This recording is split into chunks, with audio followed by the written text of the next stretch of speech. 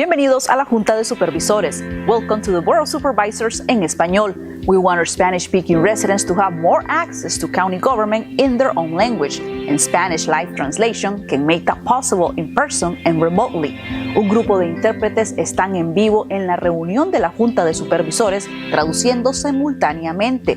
Usted puede ver, escuchar y participar en persona o por internet de esta reunión los martes. For those who come in person and want to listen in, headsets are available at the Clerk of the Board reception. Aquellos que vienen y desean escuchar la reunión, tenemos disponibles audífonos en el vestíbulo de la oficina del secretario de la Junta. And for those who want to tune in, a Spanish live stream is available on RivCo.org. Aquellos que desean sintonizarnos pueden hacerlo a través del portal RivCo.org. Los intérpretes también están listos para traducir cualquier comentario del público en el podio o por teléfono. Interpreters are available and ready to translate any comments from the public at the podium or via phone. Board meeting agendas and minutes are published in Spanish on RivCo.org. Las agendas y minutos de la reunión de la Junta de Supervisores son publicadas en español en RivCo.org. Queremos saber de usted y que se entere de todo lo que pasa en el gobierno del condado de Riverside en su propio idioma. We want your participation in Riverside County Government.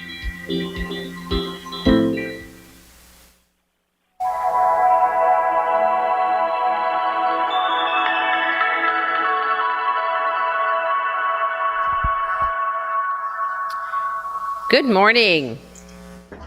Morning. Wake up. Good morning. Much better, much better. Well, we're going to begin a little bit different, but the same.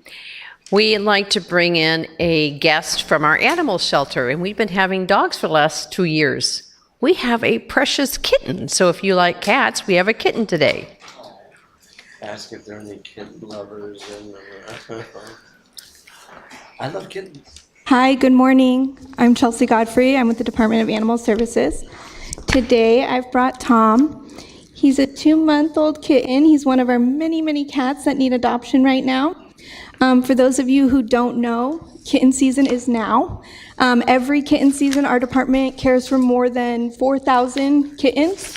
These are underage kittens that need round-the-clock care, so bottle feeding and things like that.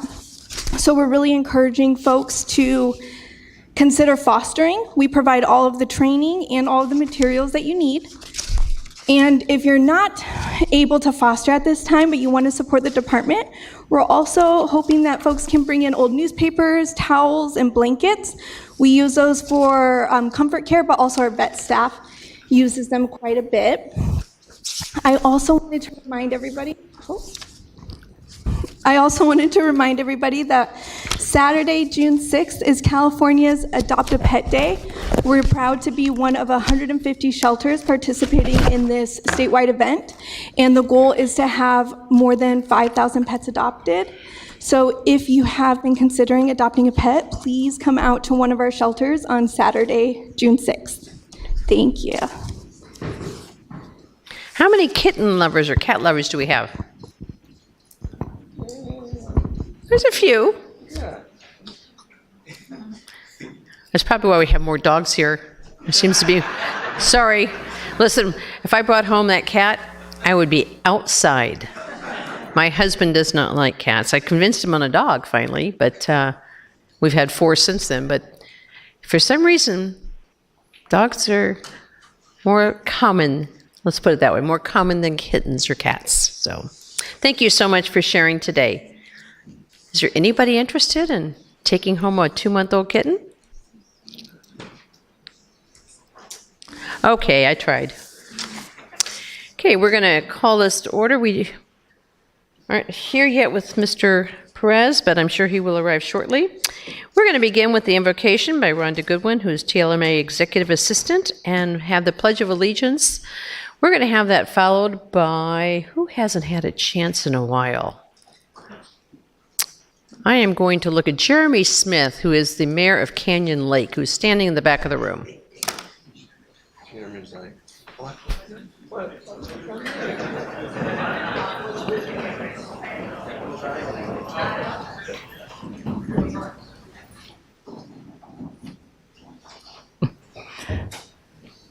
Good morning, ladies and gentlemen, members of the board. Let us pray. Heavenly Father, we thank you for this is the day that the Lord has made, and we will rejoice and be glad in it. We will rejoice. Thank you for the right and opportunity to vote. We thank you in advance for changing of the guards, great change all over the nation and this great United States of America. We trust in you. Be with the voters tonight and those working with poll booths and tables and customer service greeters. May they be divinely protected as they serve. I pray peace on these streets.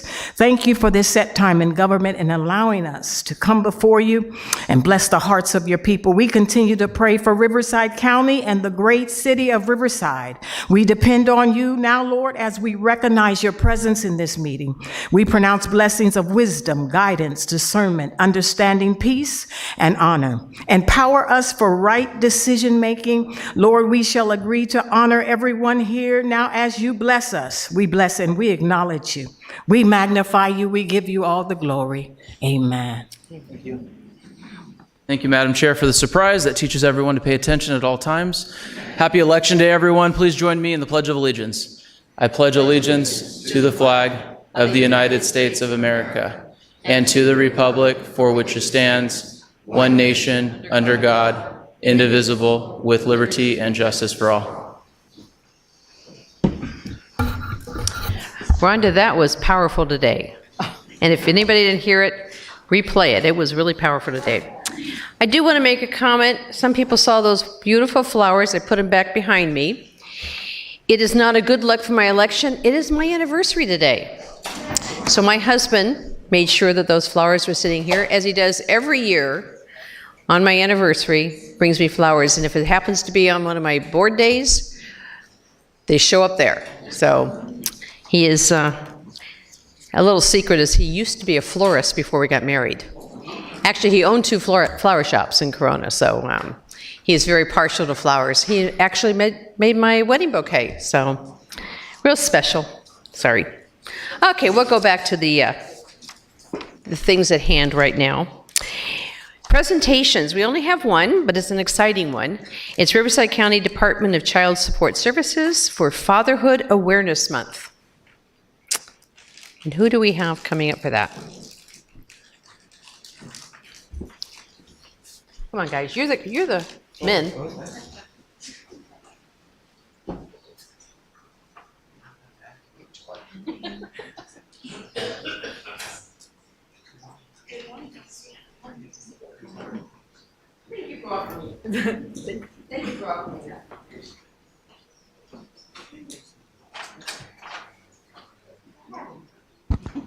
Close, but no cigar. Okay.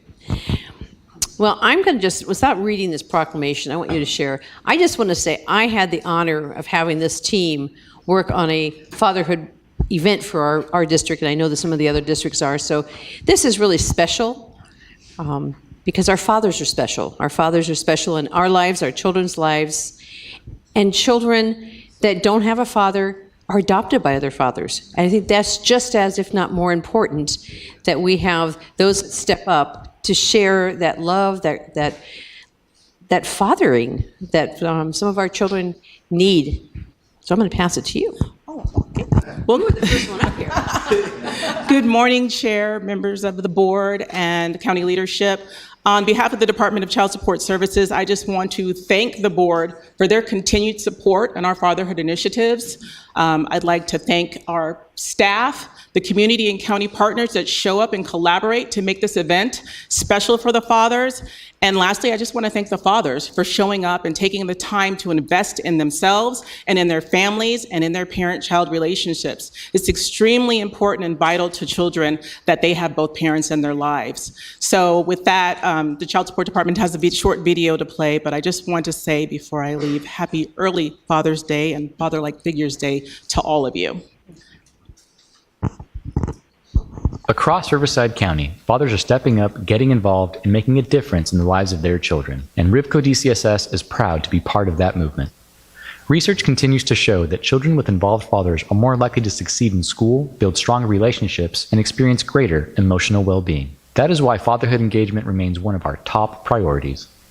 This year, RivCo DCSS has expanded fatherhood outreach through virtual workshops, community events, and fatherhood engagement trainings designed to support dads and strengthen families across Riverside County.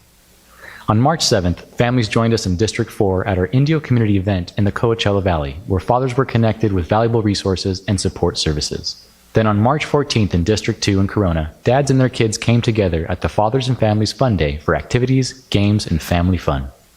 The momentum will continue in District 1 with our annual Fatherhood Forum on June 26th and Dad's Day on June 27th. The Fatherhood Forum brings together agencies, educators, and community leaders to share real conversations and practical strategies focused on uplifting fathers and building stronger, more inclusive communities for generations to come. Dad's Day will continue the celebration by bringing families together for a fun and welcoming day of connection, encouragement, and community support. This year, RivCo DCSS will continue traveling throughout Riverside County with fatherhood events in District 5 on September 26th and District 3 on September 17th. At RivCo DCSS, we believe stronger fathers help build stronger families and, in turn, stronger communities. Learn more at RivCo DCSS or by scanning the QR code on your screen. Sure. He was late, so he gets to see. Good. Okay, sounds good to me. Well, thank you for this opportunity, and obviously well-deserved. So this Sunday, I had the chance to visit my church and hear from our pastor, or rather our priest, Father Francisco. And he started with the question of, you know what we need? He asked us a few times, and he basically stated that we need forgiveness, but we also need love. And the most powerful love that one can have or ask for or receive is one from the family. When it stems from the mother, when it stems from the father, it's forever. And obviously it makes a lot of sense if you think about it. When your child is in pain, you're in pain.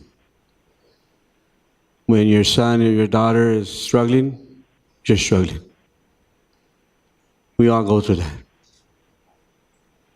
And obviously I took that to heart. And so they say that children, when they're growing up, they're used to running to their mother. And rightly so. But when they grow up a little bit more and they're teenagers, they also need their father to kind of shape them up. I'm really proud of the fact that I had both my parents, and growing up in the barrio, a few of my friends did not have both parents or didn't have parents at all. My dad became the parent, and my mother became the parent for all those kids. And I'll tell you, if it wasn't for my parents, I would not be here today. And that's what you're doing. And I appreciate what you do. And that love is very, very important. That job that you have right now, what you do every single day, is not just because you want to go to work and just because you want to show up because you want to get a paycheck. It's because something deep down inside within your soul, within your spirit, you have that love you want to share. So thank you.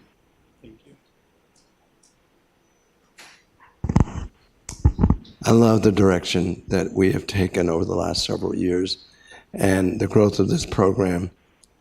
I bring to work with me usually, and I share it with our county family, some of my own personal experiences because I learn from them and I bring them to work, and it gives me a deeper understanding of what we need to do as a county. So I'll share a couple short stories. I'm a grandfather of two boys who play baseball. We only have one child, a girl, so I never knew what this was like with boys. We go to the game, and there's moms and dads, and there's grandmas and grandpas, and the moms are all saying, when the kid drops the pop fly, "Oh, nice try, honey. You'll do better next time." And the dads and the papas are saying, "Why'd you drop that?" I'm sure there's a balance in there that's needed for the child.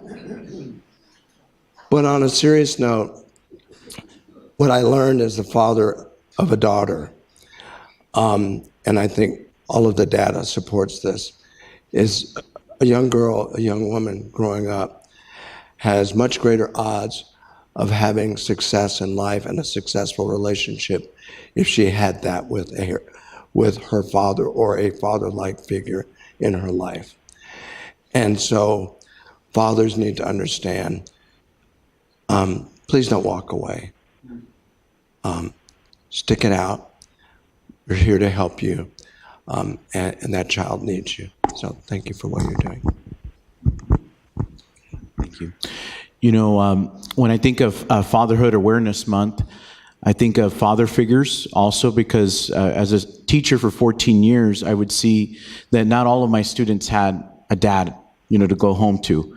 But they did have either a grandparent or an aunt or maybe someone even in the neighborhood that was a mentor. So I think it's important that we recognize those father figures as well. And I think this month it's including them. And I saw that also in the video. And I think that's very special. And I want to thank the Department of Child Support Services because you guys do a great job of doing that.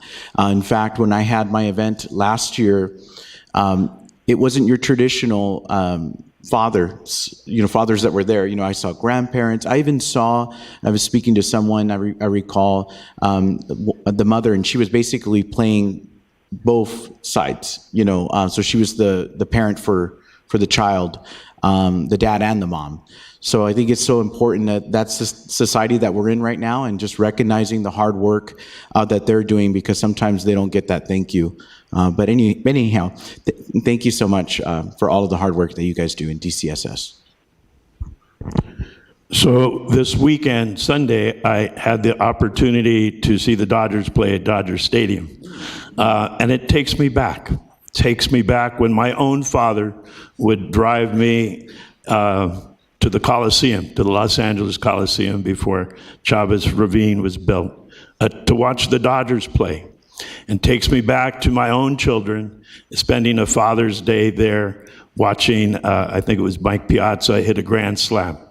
And so the importance of fathers, right? The importance of fathers. I was a single father for many years. And, you know, I know single mothers have a hard time, but sometimes single fathers do as well. So thankful for the work that the county does. And as a teacher as well, recognize so much the importance of fathers. And to all the fathers out there, yes, hang in there. Your presence matter in your children's lives. Jose, does it matter if they take them to a Padre game? Okay, stop, both of you. Something that I need to share is that the girls need their fathers too.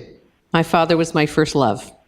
I spent my entire life looking for someone like my father. You hear that? And my husband looked for somebody like his mother, and boy, are we just like... But it's true. You know, role models are critically important. So if a child doesn't have a father, my grandson does not. And my husband's been the role model, as well as my two sons have been the role model. Because everyone needs a role model, and sometimes it's not by blood, and that's okay. Or maybe it's a different family member.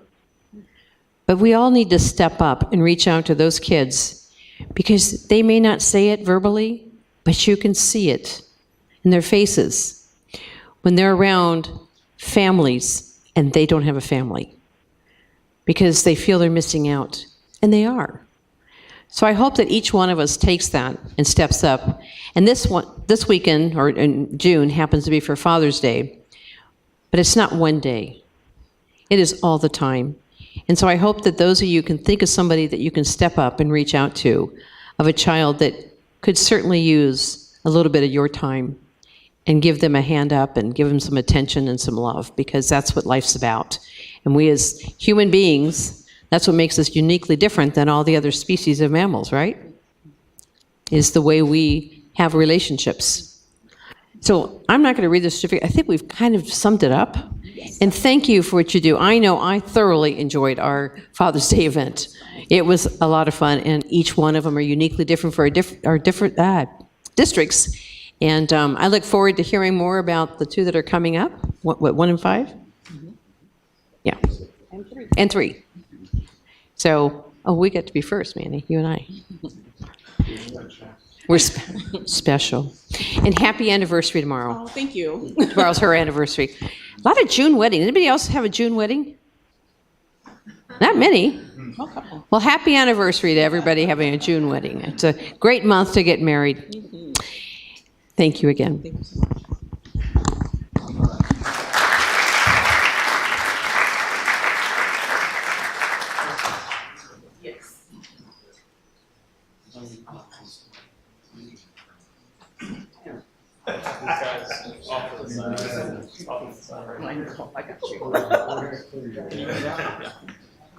You gotta get all the way down on the. There you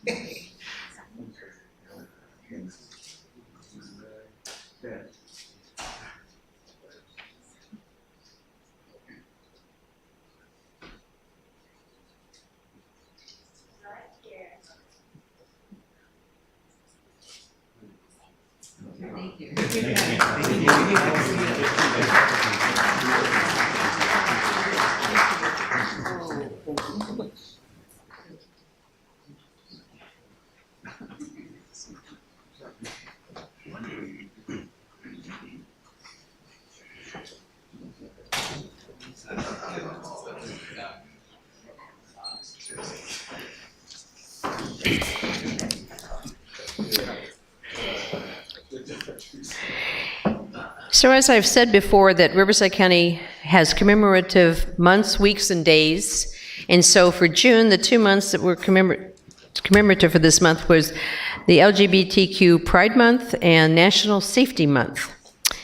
And as we know that the men's, for Father's Day, it's National Men's Health Week, June 15th through the 21st, and we'll get to the rest of them.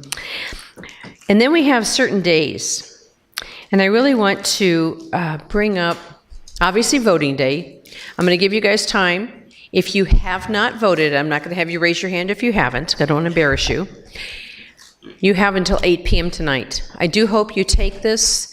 It is a right, it's a privilege, but more importantly, it's a responsibility that we all have as Americans to vote. So I hope you take that time to do that today. And the other one is something that we tend to forget, and we don't look back on history, and it seems to be less and less discussed in schools, are some very remarkable days that have occurred in our history. And one that's coming up in a few days is D-Day. And I don't know who knows about D-Day, but June 6th will be the 86th anniversary of D-Day, and it was given the name for the invasion of the beaches at Normandy in northern France by troops from the United States, Canada, United Kingdom, and other countries during World War II. France at the time was occupied by the armies of Nazi Germany, and the assaults, codenamed Operation Overlord, landed some 156,000 Allied soldiers on the beaches of Normandy by the end of the day. Despite their success, some 4,000 Allied troops were killed by German soldiers defending the beaches.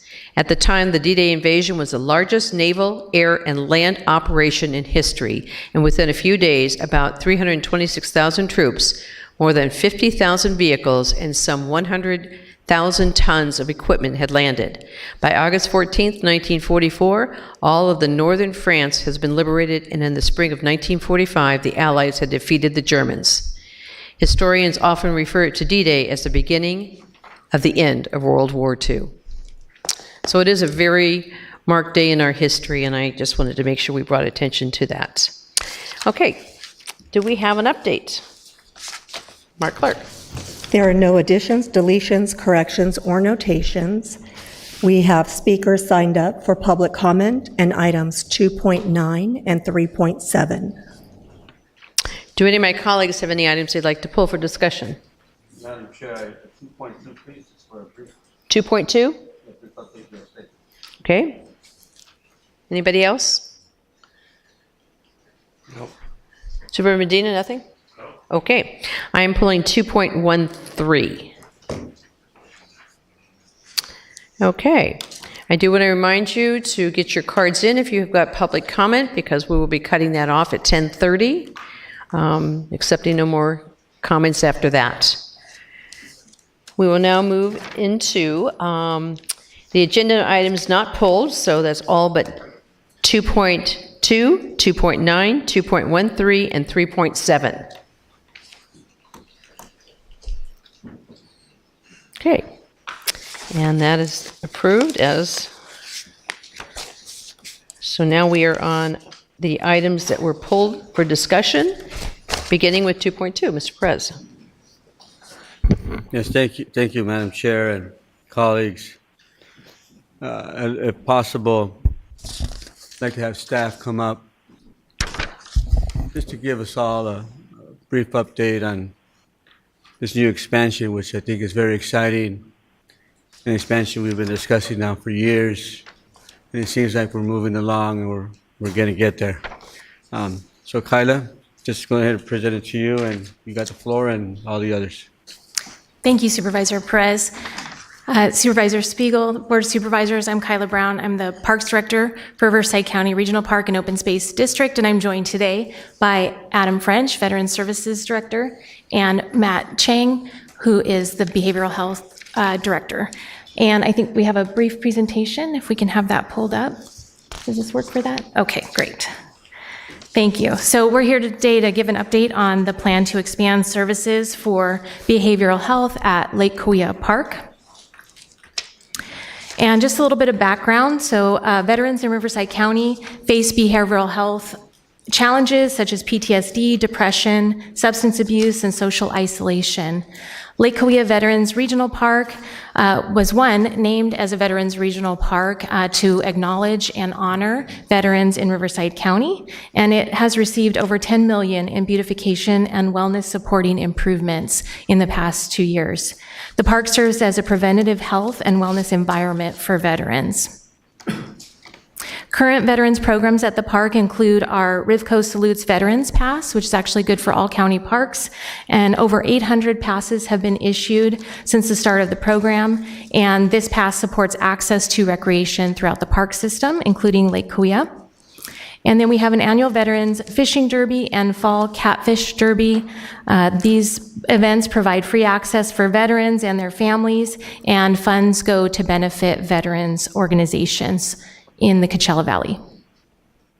And I will now turn it over to our partner here for behavioral health to talk about our cross-department plan to expand services. Well, good morning, everyone. And Supervisor Perez, I just really want to thank you for your vision and leadership and support of this initiative and this project. A long time coming, and we're very excited to hopefully together bring it to fruition. But from the behavioral health perspective specifically, our plan is to deploy a mobile crisis van for a half day of walk-in or scheduled services. And they'll provide wellness check-ins, screenings, peer engagement, and resource navigation. That is to be completed by July of 2026. Also with that team, we'll be conducting assessments and placements. We'll perform full behavioral health assessments for substance use and mental health disorders based on the initial screenings. And for veterans who want to and are willing to engage, we're going to facilitate the appropriate placements and linkage to services. Also, additionally, one of the things that we're going to work with our research department is taking a larger holistic look at the system and looking for veteran behavioral health needs, assessment and service gaps, and this will help guide our future resource allocation and programming, and this will be completed by December of this calendar year, so December 2026. And then finally, our plan is to work in conjunction with these fine folks here to help transform or augment some existing community events such as the fishing derbies, and really help make them more comprehensive resource fairs starting in November of 2026. and also collectively to help with outreach and communication campaigns beginning in the summer of 2026. And I will pass this off to Adam French. Thank you, Dr. Chang. Thank you, Kyla. Supervisors, executive leadership. So for Veteran Services, as you know, Supervisor, we conducted a listening session with our town hall in April. We didn't get as much information as we wanted to from our community. So what our part of our plan is to start doing some of the engaging more with that specificity of understanding what some of those needs are from the veteran community of Lake Cahuilla. We'll begin that starting summer of 2026, as well as conducting benefit assistance and whole person health score screening assessments as we partner with behavioral health in the parks to conduct some more events in the area. This is a great tool so that we can target some of these needs and identify some of these needs while we're engaging at the park. We're also going to start, we're going to use November of this year as the start of an annual recognition ceremony. We believe that Lake Cahuilla is a great place to start to do that. So that's mostly what we're going to, from Veteran Services, that's what our part is going to do is listen to more to the veteran community and understand more what their needs are. I'm going to turn it over to Kyla. Thank you. Parks continues to make it a priority to serve our veterans, and as part of that plan, we will be assessing veteran-dedicated parking at our parks so that veterans have specific spaces reserved for their use, expanding our fishing derbies and into resource fairs, partnering with our partners here, and then supporting outreach, infrastructure, assessments, and new outdoor wellness programming. So we are obviously engaged at the park, and anything that our partners do, we will help push those messages out, get the information into customers' hands, and be a place where people can come and engage in those services as much as we can. And this effort really, we're anticipating improving access to those coordinated services, creating stronger cross-departmental alignment so that we can make sure that we're helping each other in success in serving these folks, and having the potential to become a pilot for expanding these services into other county parks. We don't anticipate any immediate fiscal impact, and as we develop these plans further and figure out an implementation schedule, we'll have some information on the costs of that, providing these services to the public. And we're available to answer any questions that you might have. Just want to state before I, ask maybe my colleagues to make any comments that they'd like to make. I think we've come a long way, at least from when I first became a supervisor, when it comes to the actual Lake Cahuilla Park and renaming it and all the amenities that we have there and just the different programs and services that we provide now. And even with our flag ceremonies that we've had and our fishing derbies. I remember when those fishing derbies were only about 100 to 150 people. Now we've had them where there's over 800 people. It's just amazing how many people show up. And, the veterans are very proud of that fishing derby and very proud of wanting to continue that. Now, not too long ago, a few months back, we did have a forum discussion where quite a bit of departments were there, and that was awesome. Folks showed up to hear concerns, ideas, thoughts from our veterans. And there were many requests. I think some that we can work on right away, others that are midterm, others that are long-term. But one that I think that can be done, and as we're trying to figure out, we're surveying our veterans, obviously go back to the American Legion in India and to provide this information and then obviously hear them out. But people asked about Palm Springs and going to Palm Springs, and I was just in Ottawa for Memorial Day event, and they also would like to be part of this. And I'm sure that there are others out in Blythe area and potentially other posts in different parts that I'm not even aware of, or just veterans that potentially just want to be somewhere where they're going to be their voices heard, and they've never been heard before. So I think this is an awesome opportunity. I want to continue this, and especially the outdoor element efforts. really that's what's come to my attention many times, which is the camaraderie that comes from being around a campfire and being able to share among each other, especially those that potentially may have PTSD or may have other issues dealing with behavioral health concerns or whatever that may be, and being among themselves and having those honest, frank conversations and being led by individuals that are professionals, as well as veterans that are professionals. So I think sky's the limit. I think really it's up to us. Obviously, funding is going to be eventually an issue in time, and we'll do what we can to go after those monies. But right now, I just hope we just want to launch this, get this off the ground, do that surveying, do what we can that's within our means, and just keep this moving along because, like I said, we've come a long way, even on the fairgrounds, for that matter. It's just amazing. And time after time and time again, whether it's in my district or other districts, the veteran services are just improving. Even the department, for that matter, with the amount of staffing now and the funding, which was necessary. So just want to say thank you. And I see this here. Is that from you, Kyla, I guess?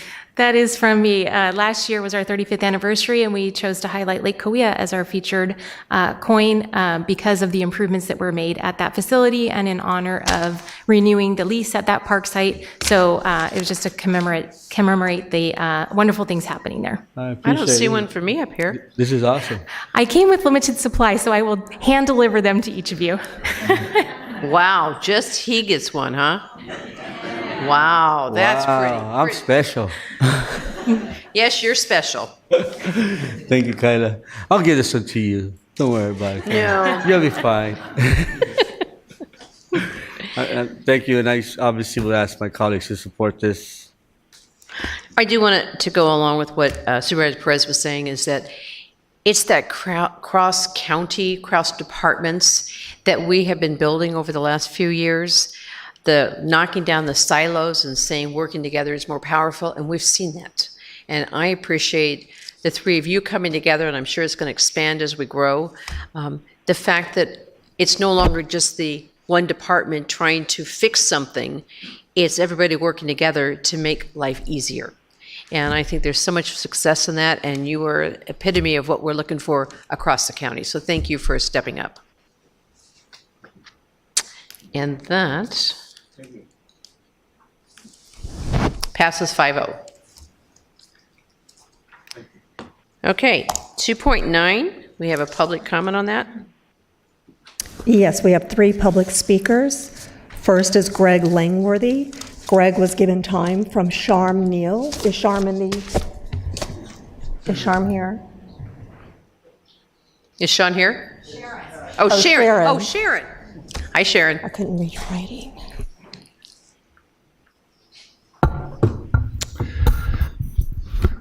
So we're going to talk on 2.9 small May Duluth election, which really gives an opportunity, I think, for a lot of successes to show the progress that's been made. So one of the things that we've requested is to get records prior to certification so we can do an audit and then you can have finding of fact before you make a decision on receiving and file an election. So in this particular election we got election records last Thursday. We got ballot statements. We got a number of post office ballots, no receipts for the post office ballots. Veronica's going to talk about that. But we were able to complete the audit. And when we completed the audit, with the information we had last Thursday, we found a discrepancy of 10 more votes than ballots. We sent a letter to you guys, and we sent a letter to the ROV. And they found another receipt that they hadn't had before, another ballot collection log. So it does reconcile. And we've always talked about the importance of reconciliation. You know, you guys probably get tired of us talking about it, but reconciliation is simply that the number of ballots equals the number of votes, which is the California election code. I always have problems with this. But that's really the standard of validity in an election, is that the number of votes equal the number of ballots. You guys understand this. When you vote, it gets more complicated, of course, when you've got 700,000 votes, a lot of receipts, a lot of record keeping. So I'm going to give some kudos to our registrar, because we may be the only county ever to attempt to give a accurate account for how many ballots come in from the post office. They actually have attempted to do that. 2024, we got it. The Prop 50 election, we got it. Veronica's going to talk about the problem we have now, that we're not getting receipts in this particular election. I think that's something we can work on. We wanted to let you guys know that we haven't been getting a receipt for post office ballots for the June election. So that's something, we should probably deal with the ad hoc committee about, because we think we're entitled to those numbers, because you can't audit if you don't have the receipts. So that's one thing we want to bring to your attention. But I guess my message is progress. My message is that the ROV, our particular ROV, is probably one of the best in the state in terms of providing records, providing transparency. That's how we're able to give you information. And in this particular election, as it stands now, it does reconcile. And so we would be on the very same page with Art saying, yeah, receive and file this, because the results are accurate. We got information, we got the data. It does match. Once we got that ballot statement from Temecula that we didn't have before, now we've got it. It does reconcile. So, thank you not only to Art, but thank you for our supervisors. Thank you to our county council, because I think we are definitely moving in the right direction in transparency and accuracy and legality, because we're just pointing to the law here. One last thing, I've got 2 minutes, just to show you two unique things. In 2024, we asked the ROV to give us a number for the number that come in from the post office every day. That's what we got in 2024. That's an actual count. And we were told, well, how'd you get that count? They put their ballots through what's called a mail sorter, Blue Crest mail sorter. You may have heard that. And it presented a number. We got a number. And we got that number. A lot of work on their part. We got it. And then in 2020, in the Prop 50 election, we got a updated receipt. This is really a receipt of how many ballots we got from the post office every day. So that we got one of these for every single day. Thank you. Every day that ballots came in for the post office. It's a receipt. So it's very much like, Costco. You got to have a receipt before you get out the door. They gave us a receipt for how many ballots are coming in from the post office. The issue we have now is in this election, I got this message. Blue Crest does not count nor produce a report of ballots fed into the machine. So for some reason in this election, they're not giving us this anymore. They're telling us that the Blue Crest machine, at least this particular person at the ROV that responded to my question said, the Blue Crest machine doesn't count, but it did count in previous elections. We were getting receipts in previous elections, but in this particular election, the June election, they're saying they're not going to provide us with the receipts. We think that's a problem. We think they're required. That's public information. That mail sorter does count. That's why it's very expensive, and it does produce a report. So I think we can get that addressed. That would be my only complaint here, but I think we're definitely making progress, so that's my message. So thank you. Thank you. Veronica Langworthy, and Veronica was given time from Brian Kerr. Is Brian in the audience? Thank you.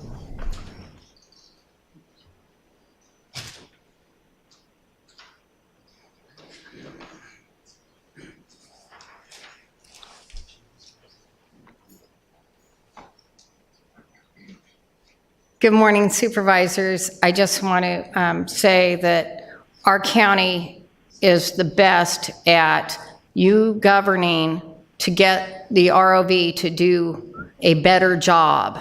So thank you for your supervisorial responsibilities. And there's still things that need to be worked through, but progress is being made. So I requested non-exempt election records, documents for the May 5th, 2025 special measure election. And so of the things I requested, I received this document. Let's see if I can flip. Okay, this document. And it has numbers on it. And it's got Dropbox 0 were received, and we got the vote by mail collection forms, and the vote by mail collections form concurred with that as 0 were received at the ROV Dropbox. Drop-off locations, vote by mail collection forms that we received last week on Thursday afternoon, there were 20.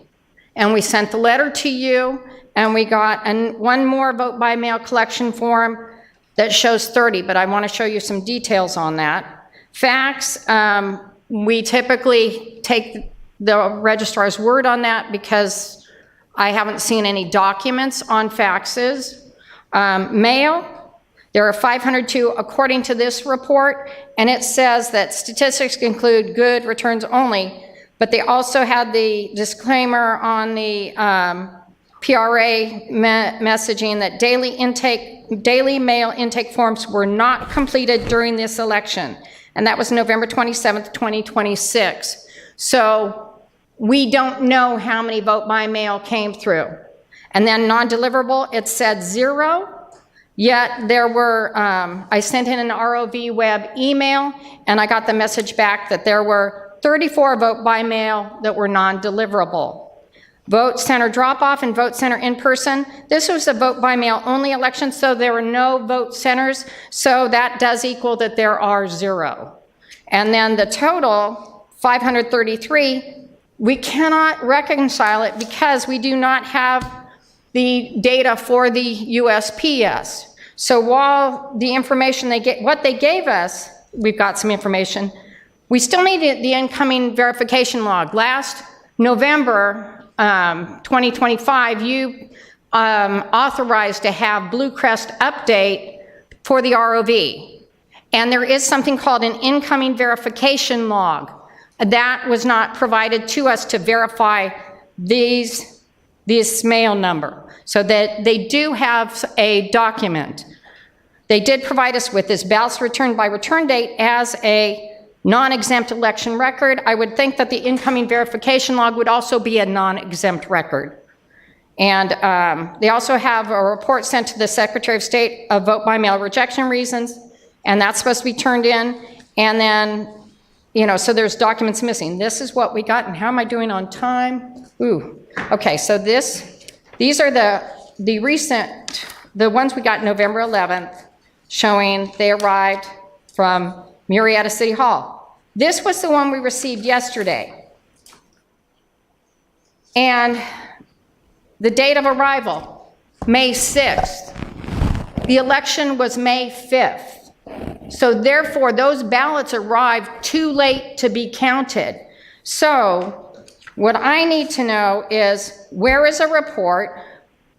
Is there a statement under oath by the collection people that they received all 10 of those ballots on May 5th, or explain this irregularity that this date of arrival is May 6th when the election ended on May 5th? And is there a seal log for this security chamber seal serial number to show when they sealed that drop box and when they unsealed that drop box? So that is a big question for this, and I would love to see that information. And the ROV has shown that there are, this ream of paper is actually to show you that's about how many ballots they received, 500 some odd. A ream of paper is 500. They sent out 3 reams of paper worth of ballots. They got 1 ream of paper back. So this is about how many they'd have to count. So the question is, does the 523 that were received by May 5th and the 10 on May 6th equal the 533, or is that valid? Or is it 523 is less than 533, which does not match the certification number? because May 5th was Election Day, it was not May 6th. And there is a solution that according to Election Code 15601, the election official can order a recount if no election contest is pending wherein a recount of the ballots in a precinct has been ordered. The elections official may order the ballots. Reasonable cause to believe it's been miscounted. There's reasonable cause here, and they're unable to explain the returns.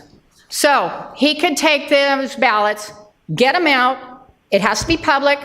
While you guys are having the rest of this meeting, he can come back at the end after your closed session and tell you the finding of fact that's been publicly verified. He has that authority to do that. And it won't delay it, it won't hold it. He can do it today. And this will go a long way for supporting election confidence, a long way to supporting access to vote. Thank you. Thank you. Roy Bleckert, and Roy will be our last speaker.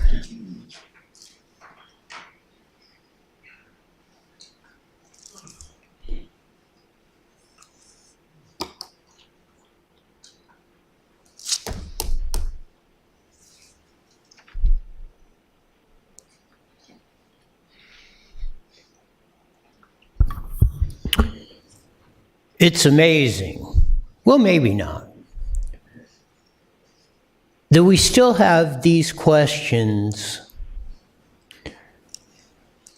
coming up on 250 years of the creation of the greatest country in the history of the world.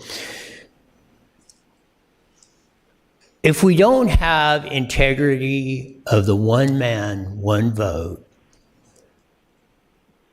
we don't have freedom or opportunity.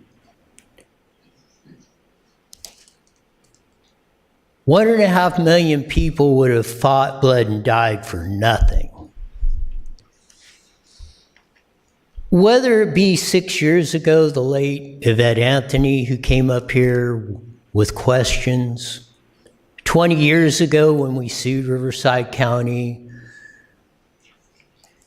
and maybe we have the ability to at least straighten it out. While progress appears to be made,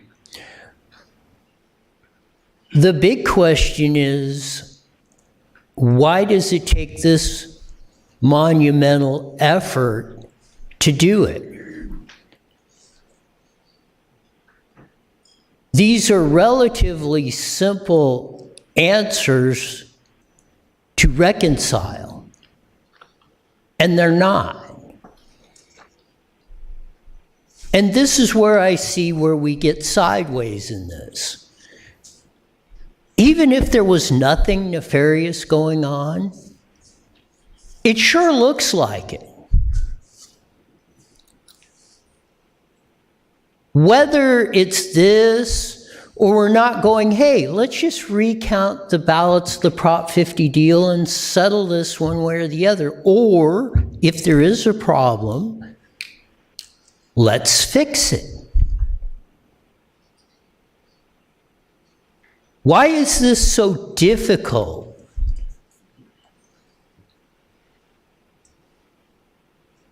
That's something that perplexes a lot of people, but maybe it doesn't. Maybe it's all part of the plan.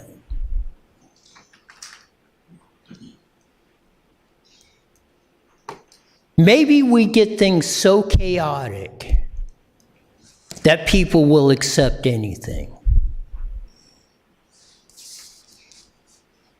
Time will tell how this all shakes out with everything. But we really should have an answer to this so we all have faith in our election.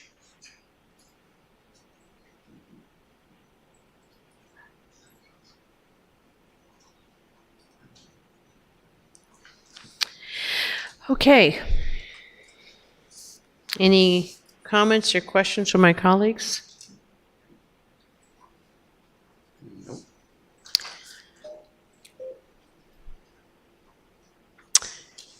Supervisor Medina?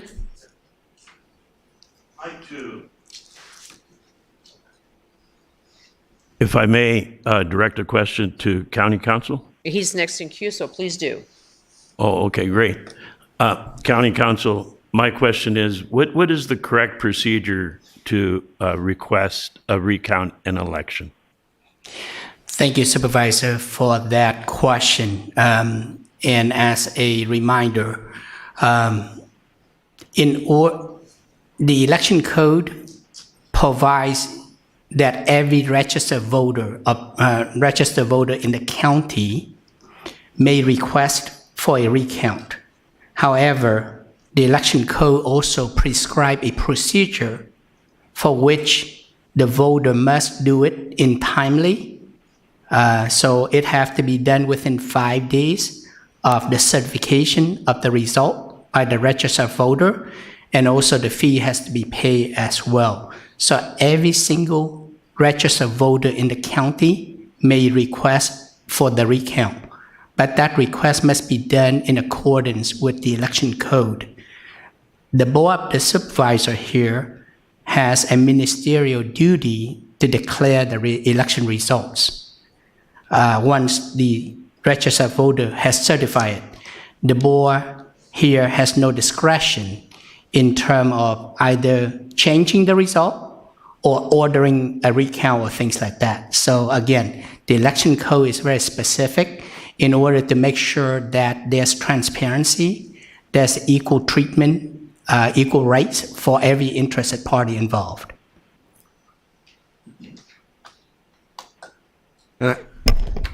Thank you. Can I just double down on that? I think what I heard you telling us is that even if we wanted to make a decision here today at this board meeting, do some form of recount, we don't actually have the authority to do that. That is absolutely correct, because any recount must be requested timely, because can you imagine that once the election votes are counted, canvassed, and certified by the registered voters, everyone have vested right in the outcome as declared or certified by the registered voter. And the board of supervisors, all of you are elected. The law does not allow any of you the ability to put your thumb on the scale, so to speak. The law allows 5 days from certification. That the certification by the registered voter. In this case, that already happened? That was May 15. May 15, that's correct. Okay. And I believe that the registered voter is also, while very busy today, but he's following this proceeding and he's available online as well to comment if the board wants to hear from Art. Well, when you say that we can't order it, we as an individual, because we're voters, if we're willing to pay for a recount. That is correct. So we, as well as anybody in this who is a registered voter, could order a recount. It doesn't matter whether you vote or not, correct? They don't check whether you voted in that election. You don't need to be vote, but you need to be registered as a voter. And it is not ordering, it's a matter of requesting. And you have to do it timely and paying for it.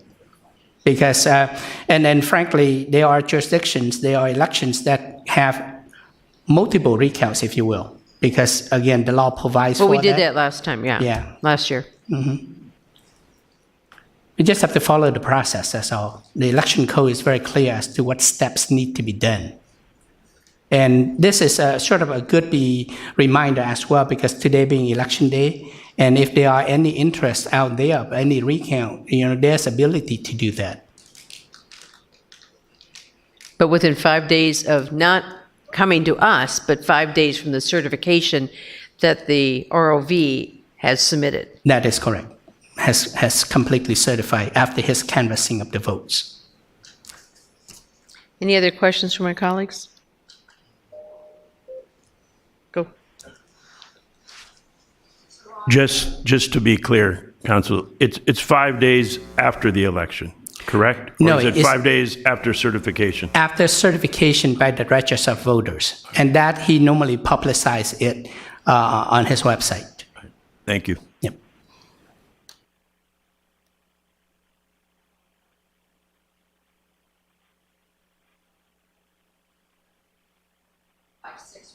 Madam Chair.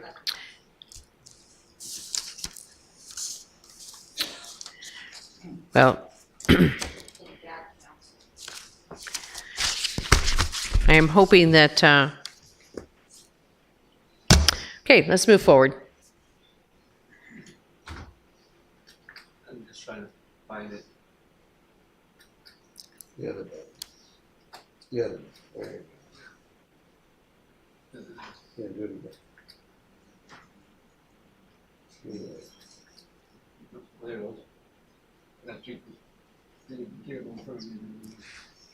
There it goes. Thank you.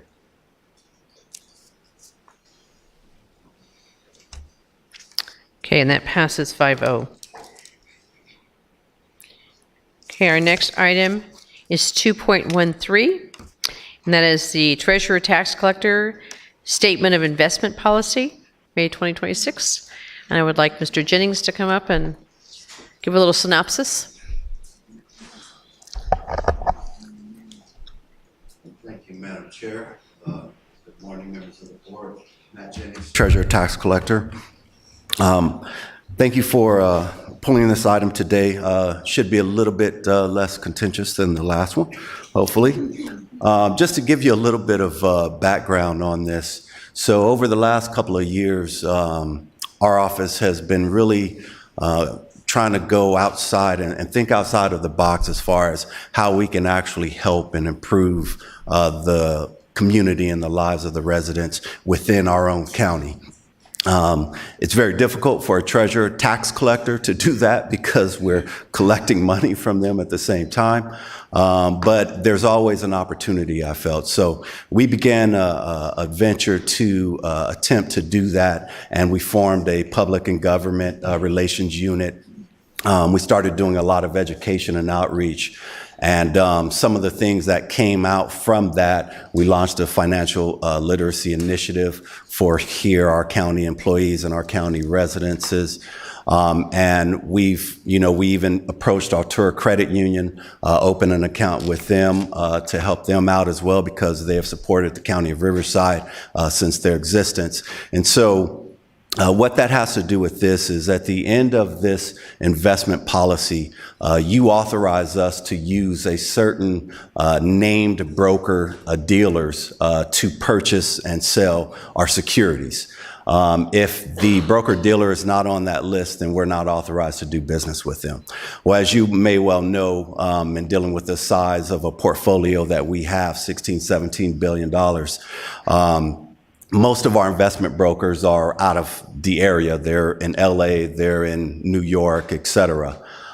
We found one that was here local, and this report is asking you to add that local investment broker shop, and it is called Amerivet Securities, and they're local right here in the city of Moreno Valley. And when we found that out, we thought that a portfolio our size could really have an impact on an organization like that. And so we reached out to make sure that we're able to conduct transactions through this broker. On top of being local, so the icing on the cake and cherry on top is it is also veteran owned. Mr. Elton Johnson Jr. started this company back in '94, which was actually the year I started work for the county as well. He was in the Marines and then went to the Army. Between 2004 and 2011, while operating the business here and growing it, because it started as just him as a one-man shop, he was deployed to Iraq and Afghanistan, and he did 3 tours, 2 in Iraq and 1 in Afghanistan, all while still growing his business. He wasn't just doing the tours. He is a special forces and a Green Beret. And if you know how bad Green Berets are, if you don't, just watch Rambo, right? It's all real. But Mr. Johnson retired in 2013 after 37 years of service as a lieutenant colonel. in the United States Army. And so not only are we, and he grew this business from himself to about 40 plus employees now within that time frame. And so he employs a lot of veterans as well. And so that's the highlight of this, and I wanted to share that with you. And also, Mr. Johnson is in the audience, and he would like to say a couple of words, if that's okay with you. Please.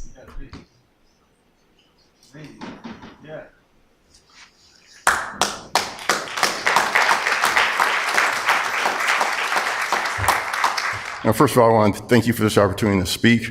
I got to make a couple of corrections. I spent 9 years in Special Forces, but I didn't get Special Forces qualified. I couldn't pass the swim test, so I got to make that correction. Otherwise, they'll get me for stolen valor, and they're vicious about stolen valor. It looks like I'm quite healthy. I am. My disability comes from being a paratrooper. I was a paratrooper almost my entire Army career.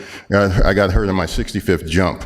That gave me a 10% disability, but because it was 10%, I was still kept on the active roles, and that's how they got me after 9/11.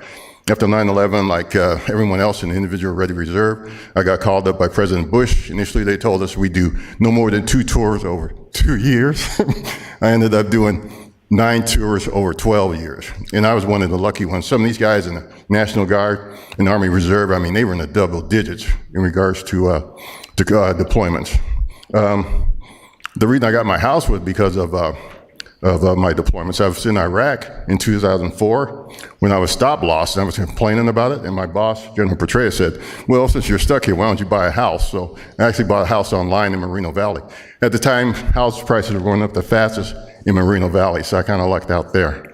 In regards to my services, like Mr. Jennings said, I did 2 tours in Iraq, 1 tour in Afghanistan. In Afghanistan, I learned the power of prayer. Every day before we went out on a mission, I would pray that I wouldn't get blown up, I wouldn't get shot. So naturally, I got stabbed. So I learned 2 things: prayer works, and when you pray, you got to be kind of specific in regards to what you pray for.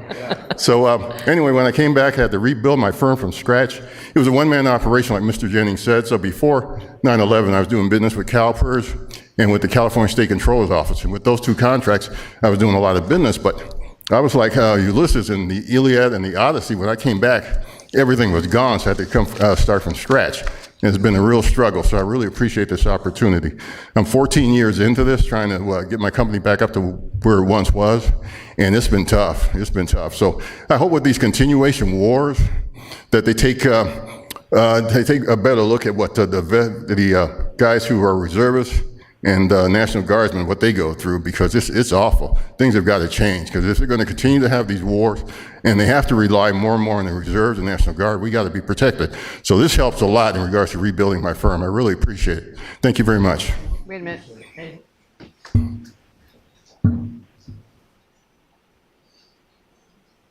have to give you something.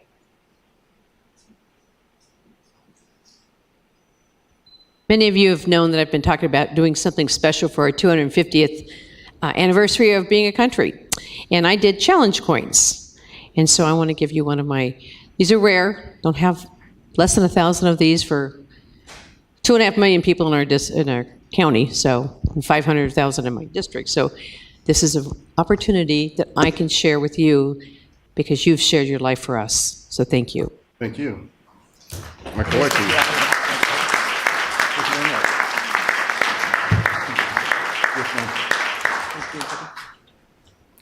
Great. Thank you.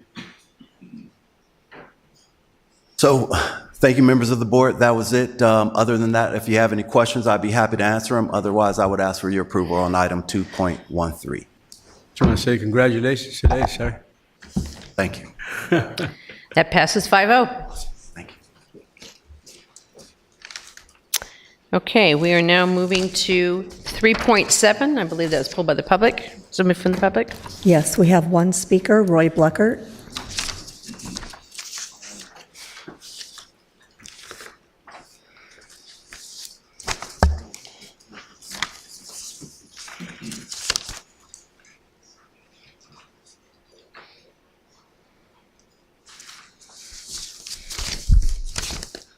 I do just want to note before you start your time, we've closed for public comments. We've given everybody an hour, so we will move forward with public comment shortly. Thank you.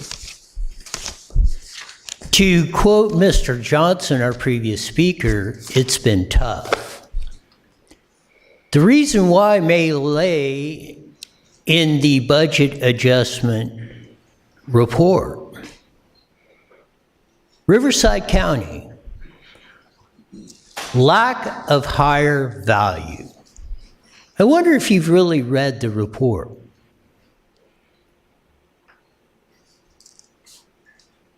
That may be why the struggle continues. For most.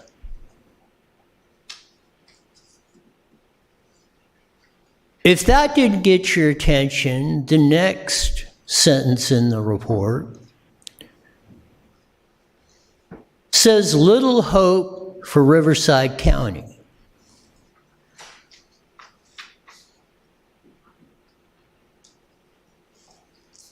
Despite you growing the government monster exponentially.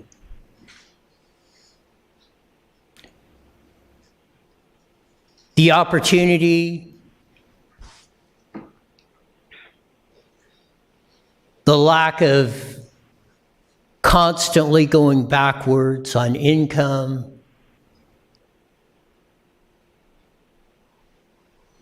as there are no affordable housing in Moreno Valley or anywhere else.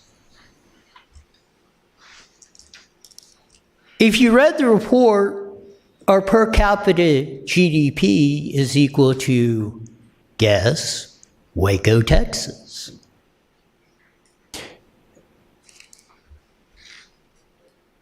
The great saying is, figures never lie, but liars figure. You look at all this and you look at the tens or hundreds of millions in salary increases and everything that's going on in this.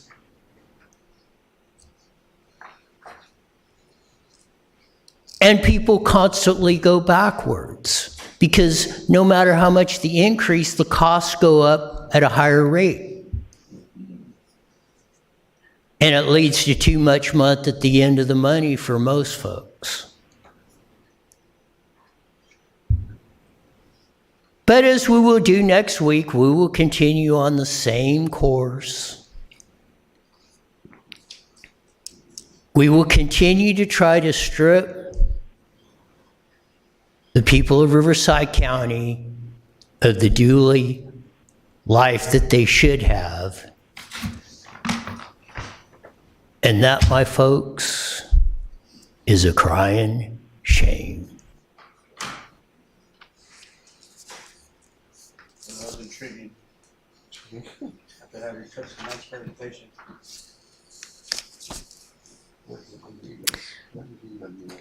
Any comments from my colleagues? No. Okay, please vote.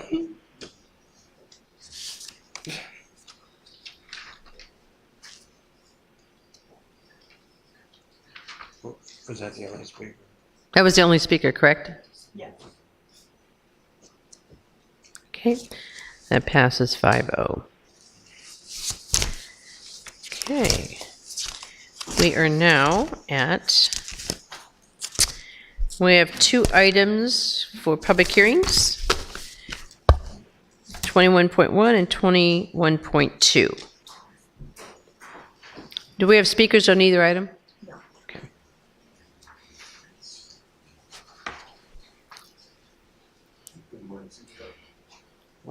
Morning, Supervisors. Mike Franklin with the Office of Economic Development. Agenda item 21.1 is a public hearing for the formation of CFD 26-3M Horse Thief Village. This project will bring 226 residential units to the Temescal Valley area in the 2nd District.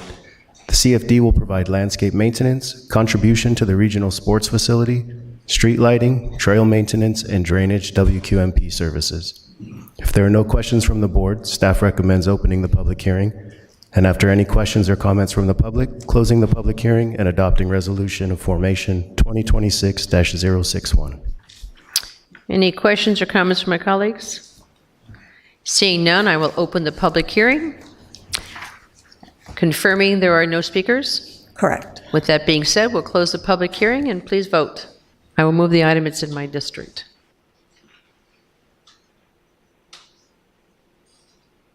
Okay, that passes 5-0. The next one? Thank you, Supervisors. The next agenda item is 21.2, a public hearing for the formation of CFD 26-1M Highland Hills. This project will bring 163 residential units to the Lake Matthews El Sobrante area. It's also in the 2nd District. The CFD will provide landscape maintenance, street lighting, trail maintenance, and drainage WQMP services. If there are no questions from the board, staff recommends opening the public hearing. If there are no questions or comments from the public, closing the public hearing and adopting resolution of formation 2026-014. My colleagues have any questions, comments? That being said, I will open the public hearing, confirming there's no speakers. Correct. With that being said, we'll close the public hearing and go back for a vote from the board.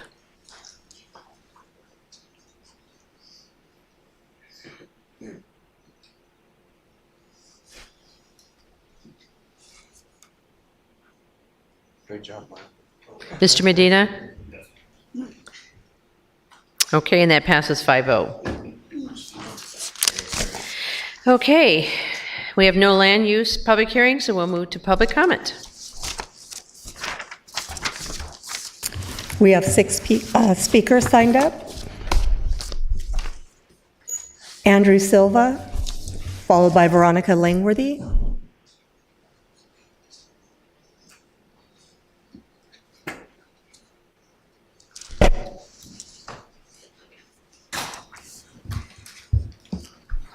Hi, I'm Andrew Silva with the City of Riverside. There should be a letter that the clerk has. Is this from Channel Law Group? Yes. Okay. So thanks, Yes, we have thanks for that. And first, because I forgot last time, I want to thank Supervisor Medina for paying attention and all the work he and his staff have done on this. This is regarding the West Campus Upper Plateau, which, if you'll recall, is where the old weapons storage bunkers are from March Air Force Base. So when I was here last, it was to update you guys on some unpermitted demo that had been done on the property, stuff that was loaded with asbestos and lead and PCBs and all that good stuff. So anyway, your staff has been responsive to that. I don't want to go into the details of the letter. Basically, any work out there is in service of a larger project which has not been permitted yet. That project was rejected by the March JPA a year ago, and you guys still haven't considered it. I don't believe it's been presented to you guys yet. Anyway, I just want to restate the community's feelings about this project and our passion for this piece of land that is our, I don't want to call it a backyard. It's a significant area. So just to restate, the community opposition, remember 2 years ago, we packed the Moreno Valley Community Center with roughly 600 people in opposition to this project. A year ago, we packed these chambers and the lobby with 400 people or more opposed to the project. So when the developer does meet with you, if he hasn't already, we just want that to be in front of mind. The neighborhood opposes any industrial development out there. So anyway, just want to make sure that you guys, when this comes back up, that you're in front of mind how the community feels about this project. That land is a regional resource. Not too long ago, I was at the AQMD in Diamond Bar. I was talking to one of their deputy executive officers. He asked where I lived, and I told him. He's like, well, maybe I'll see you out there on Saturday. Me and my son go mountain biking out by the bunkers every weekend. So anyway, it's a special place. We appreciate your attention to this. And if I could just leave you with, as Monty Python said, now for something completely different, just something random and stupid. After the sun sets tonight, if you look to the west, you will see 2 incredibly bright objects. The really bright one nearest the horizon is Venus. The planet just up to the left is Jupiter, and as the month goes on, they're going to get closer together, and in a couple of weeks, you're going to have a crescent moon with the 2 planets next to each other. So there's your little astro gift for the weekend. Anyway, Well, thanks very much. Appreciate thank your you for service. sharing that. Happy Election Day. Thank you. That's interesting. Veronica Langworthy, followed by Greg Langworthy.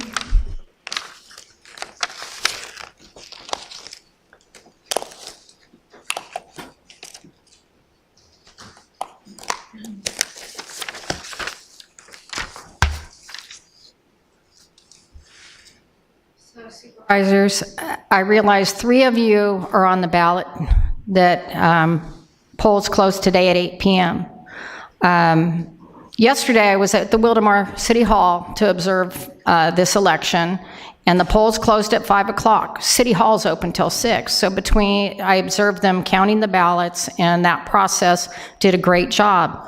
But while they were doing that, of course, they locked the doors when the polls closed. Between 5 p.m. and 6 p.m., numerous people came to drop off vote-by-mail ballots, and they could not do that. They had to come back today because they sure as heck were not driving over to Gateway Drive in Riverside to deliver a ballot. So that was something that happened yesterday that I observed. I hope you will turn on the overhead so that your county council can see the elections code I was referring to. It has nothing to do with the yes and no votes. It has to do with if there's a reasonable cause to believe the ballots were miscounted, and if they're unable to explain the returns of their respective precincts. 3 of you have skin in the game today. This small election would be proving down every single election that we've had since 2024-25. Ballots cast, votes counted. Always that. If one of you does not get your seat, this could have been an easy test to see what the problem was. But instead, you didn't look at that election law that gives I didn't ask you guys to do it. I said just do not receive and file it so that the elections official can choose to recount.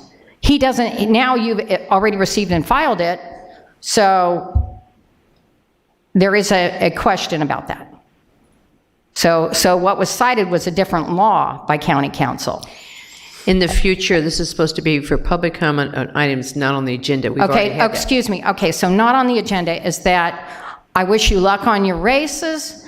I appreciate, that our county is forward-thinking, and our county leads the state in getting through this election system with this anywhere, anytime stuff.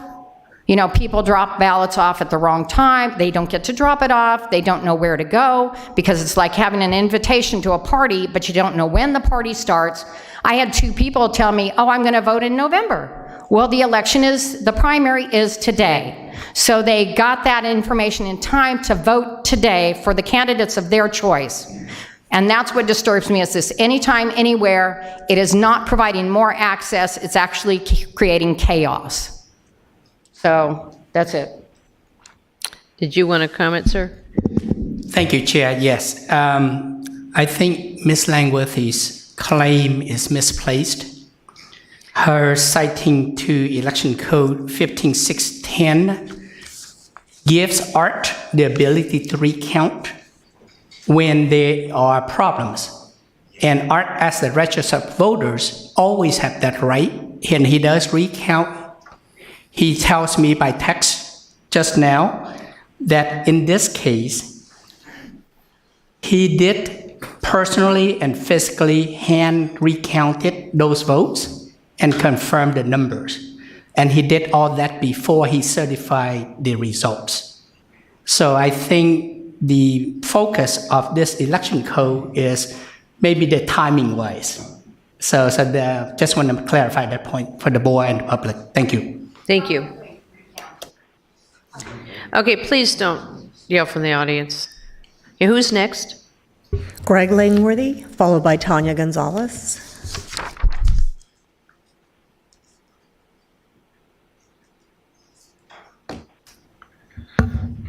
So I appreciate Min explaining the law. I appreciate you guys talking to Min to explain the law. So yeah, what I hope to do, I'm going to reach out to Min and just for Veronica and I to talk about for this upcoming election, what are the dates that we need to be cognizant of in order to request a recount if it's necessary.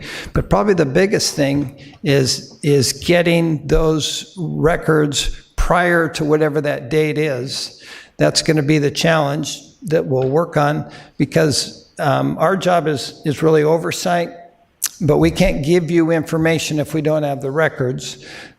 So that is what I'd like to work on with Min, just so we're all clear on the law. And I think that's That's why he's there. So we're all on the same page as what the law is, and that is the purpose of the law, to give us common ground, right? If we have disputes, we rely on what the written text says.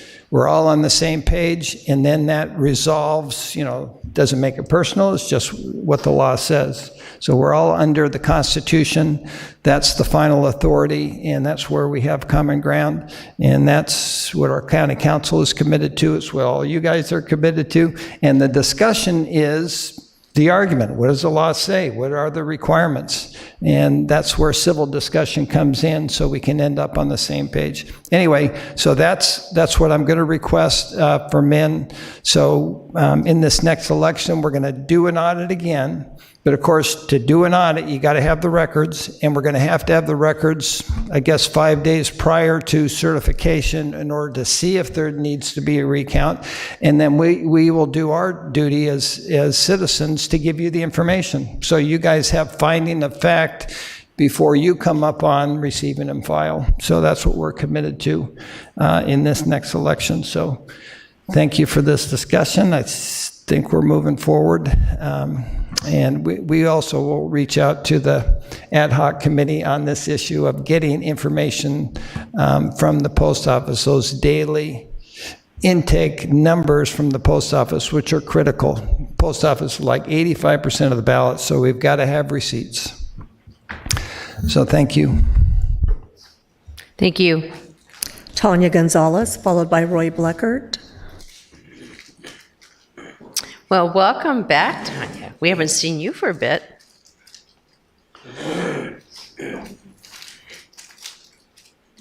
Frank Wagner, Mr. Chan, and Board of Supervisors. Good morning, everyone. Tanya Gonzalez in opposition to SB 239. Rezone. So I was like, do I do a pop quiz maybe? You guys remember the last things I said? But just gonna keep on going through the reports. I'm hopefully gonna come back just to talk more about the community bubble. But last time that I was here, we were talking about the logistics and how it pretty much better serves the community. It's really like Ms. Spiegel said earlier, districts working together to really have the best outcome and quality of life for the residents of the county.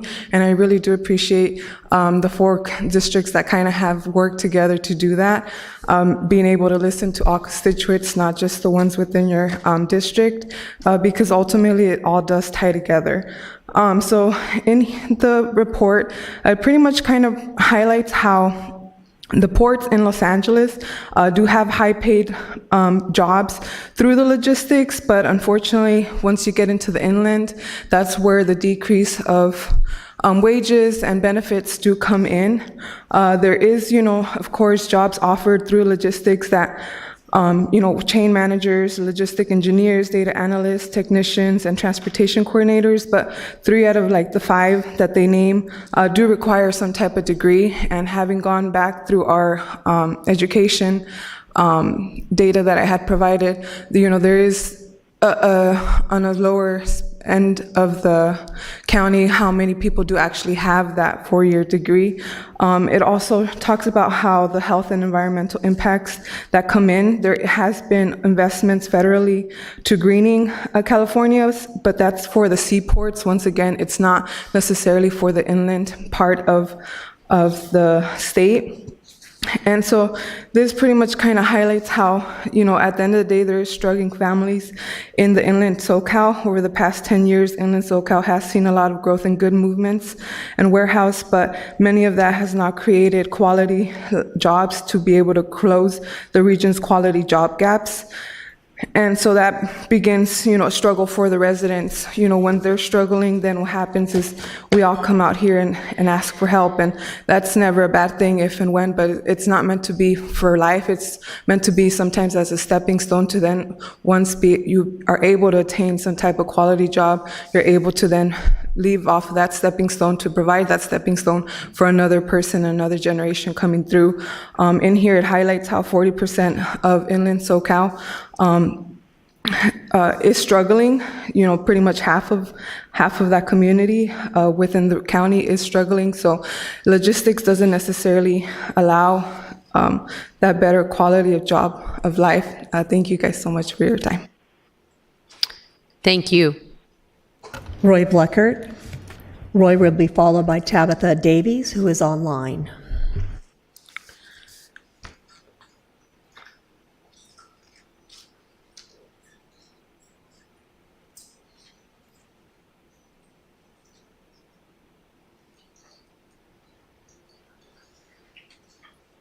Tacit agreement. As I look around at the well, I've seen 3 JDs up here at least. Just as a refresher, if you're aware of something that's been brought to your attention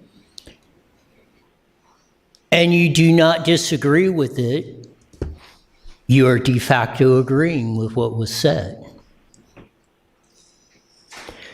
Ms. Gonzalez mentioned about the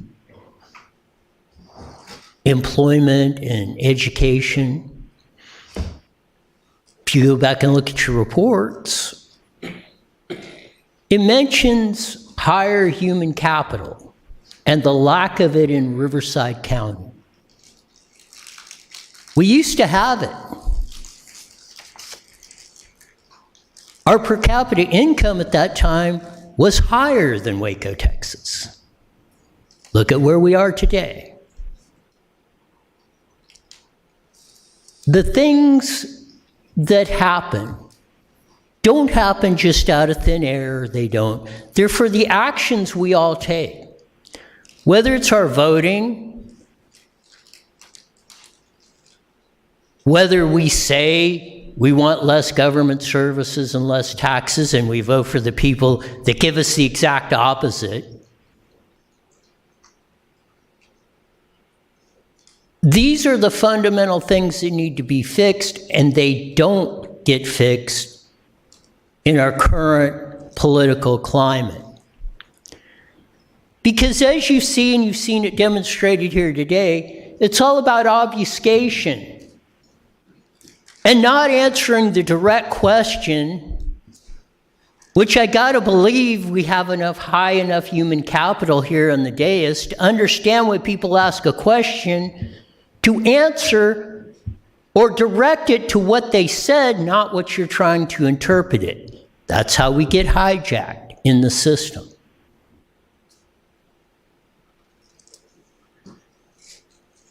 And the sad part of this is not only is it failing the 2.5 million people of Riverside County, it's failing the 40 million of the state of California and the 340 million of the United States. And even on top of that, the 8 billion people in the whole world, which we have a great effect on. It's our responsibility to lead, more importantly, to do the right thing. Far too often, that does not happen, and we all pay the price. Tabitha Davies, and Tabitha will be our last speaker.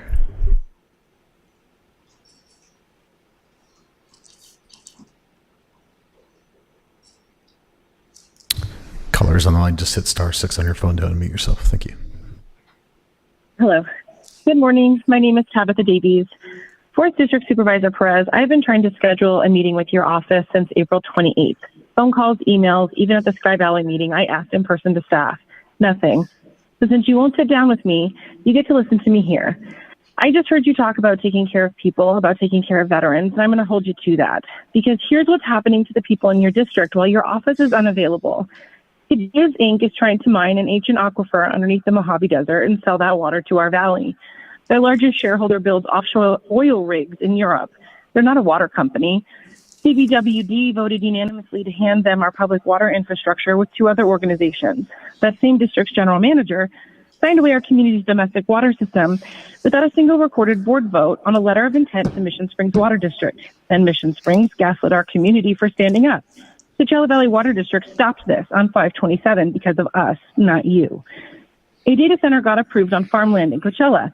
The mayor who took money from that developer pleaded guilty to felony conflict of interest and is permanently barred from public office. Your office sent a letter of support for that same project and then rescinded it when the camera showed up. You also had him on leave during criminal proceedings versus firing him. Why? The town hall about that data center turned out to be an illegal quorum meeting under the Brown Act. It's on video. The BLM just approved 887 acres of public land in eastern Riverside County for another large energy project, which I actually believe might be in District 5. But one public meeting held in District 4, 60 miles away from the site, do these people even know? Do you care? These are not coincidences. This is a coordinated planned effort running through public agencies with overlapping personnel, apparently campaign money, and the same law firms on multiple sides of some of these deals. We found all of this ourselves with public record requests that came in at 10 p.m., some at midnight. With your county still, I believe, about 9 months behind on some of mine at this point. It's like you want to have litigious action. You say you want to take care of people. You want to take care of veterans. Those people live in Sky Valley. They live in Desert Edge. They live across the Coachella Valley and in the city of Coachella. They drink this water. They pay these utility bills, and they can't afford what's coming if this continues. Your constituents deserve a meeting. We deserve answers on the record, and we're not going away. So relight that fire you had when you first took office if you're lucky enough to keep your seat, or let your legacy end in a recall. For the rest of you supervisors, take heed. This is already impacting many of your communities. Go to your people, listen, and take actual action. If you have an emotional response to this, I suggest that you sit with it and ask yourself why that is, because it's for you to figure out and not the people who put you in your seat. Everything is starting to burn, and I don't think that you realize that you are all playing with the magnifying glasses that are starting those fires. Thank you and have a great day. Okay, that was it? Okay, we are now moving on to, I guess, comments from the board members. And I have first up is Supervisor Washington. Thank you, Madam Chair. I have several slides, and I apologize in advance. It's been a couple of weeks, busy couple of weeks, but I'll try to get through it quickly. The first slide reflects my attendance at the Milvet Honors Gala. This event celebrates the incredible service, sacrifice, and dedication of our veterans and military community. I'm always grateful for the opportunity to support an event that recognizes those who have given so much for our country and continue to make a difference in our communities every day. The next slide shows my attendance at the and recognition of the National Public Works Week. I had the pleasure of joining my colleagues in honoring the dedicated public works professionals who help keep Riverside County running every day. The event not only celebrated their invaluable contributions to our communities, but also served as an opportunity to support the employee campaign through fundraising efforts that support nonprofit organizations throughout inland SoCal United Way. Then it was off to Sacramento, where I attended the CSAC Legislative Conference. At this conference, county leaders from across the state gathered to discuss key issues impacting our communities. The conference provided an opportunity to connect with fellow county supervisors, share ideas, and collaborate on solutions to common challenges. Joined by my colleague, Supervisor Medina, and the Executive Office, we also met with state legislators and their staff to advocate for Riverside County's priorities and ensure our communities have a strong voice in state policy and funding discussions. On Memorial Day, I was honored to attend VFW Post 4089's memorial observance and Murrieta's annual Memorial Day ceremony to remember and pay tribute to the brave men and women who made the ultimate sacrifice for our country. The next slide shows just a few snapshots from Mayor Jessica Alexander's State of the City, and again, another outstanding event sponsored by the Temecula Valley Chamber of Commerce, took place at Pechanga Resort and Casino, and it was just a great event, and I was happy to attend.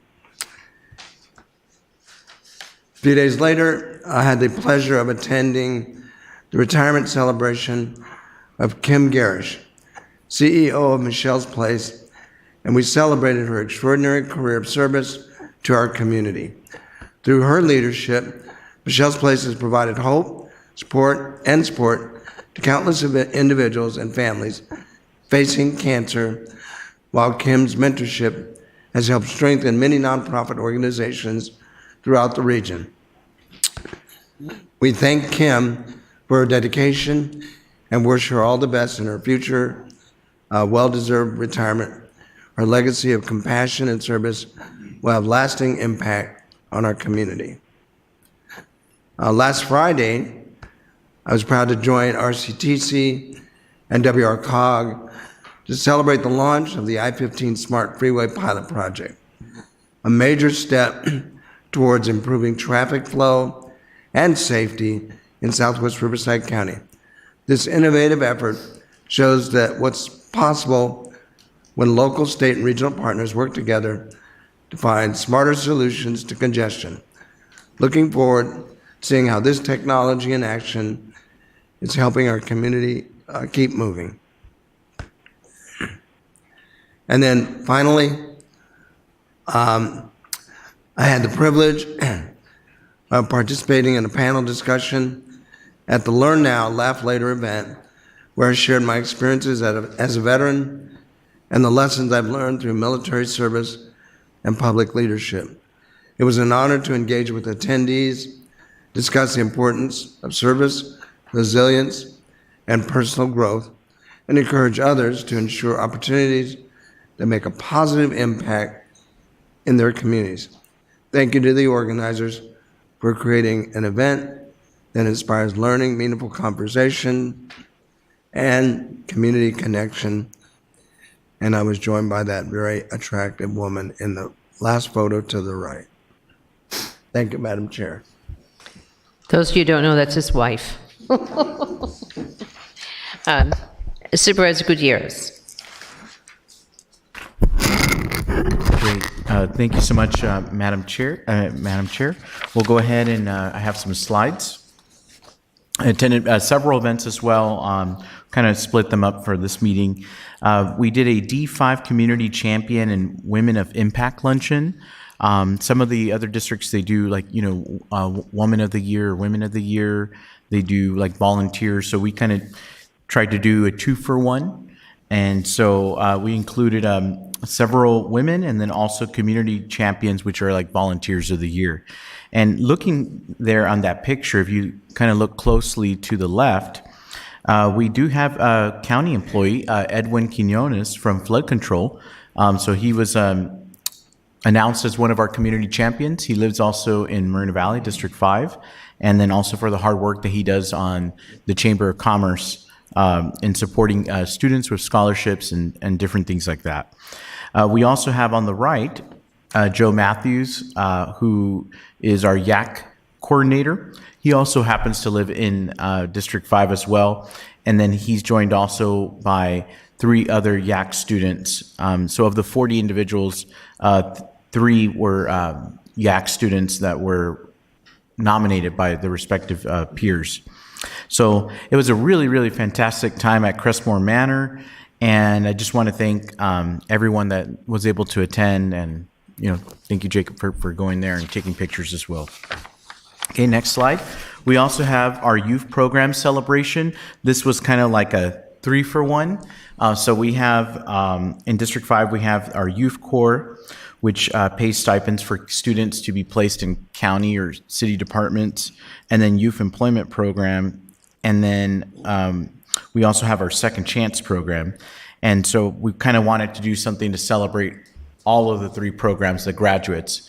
And although there's about 200 students in all 3, about 60 of them participated in the graduation. And it was really nice to see, because a lot of the kids, unfortunately, they didn't have family there. And this was kind of a nice time for us to recognize them for their hard work and being brave enough, to participate in this program.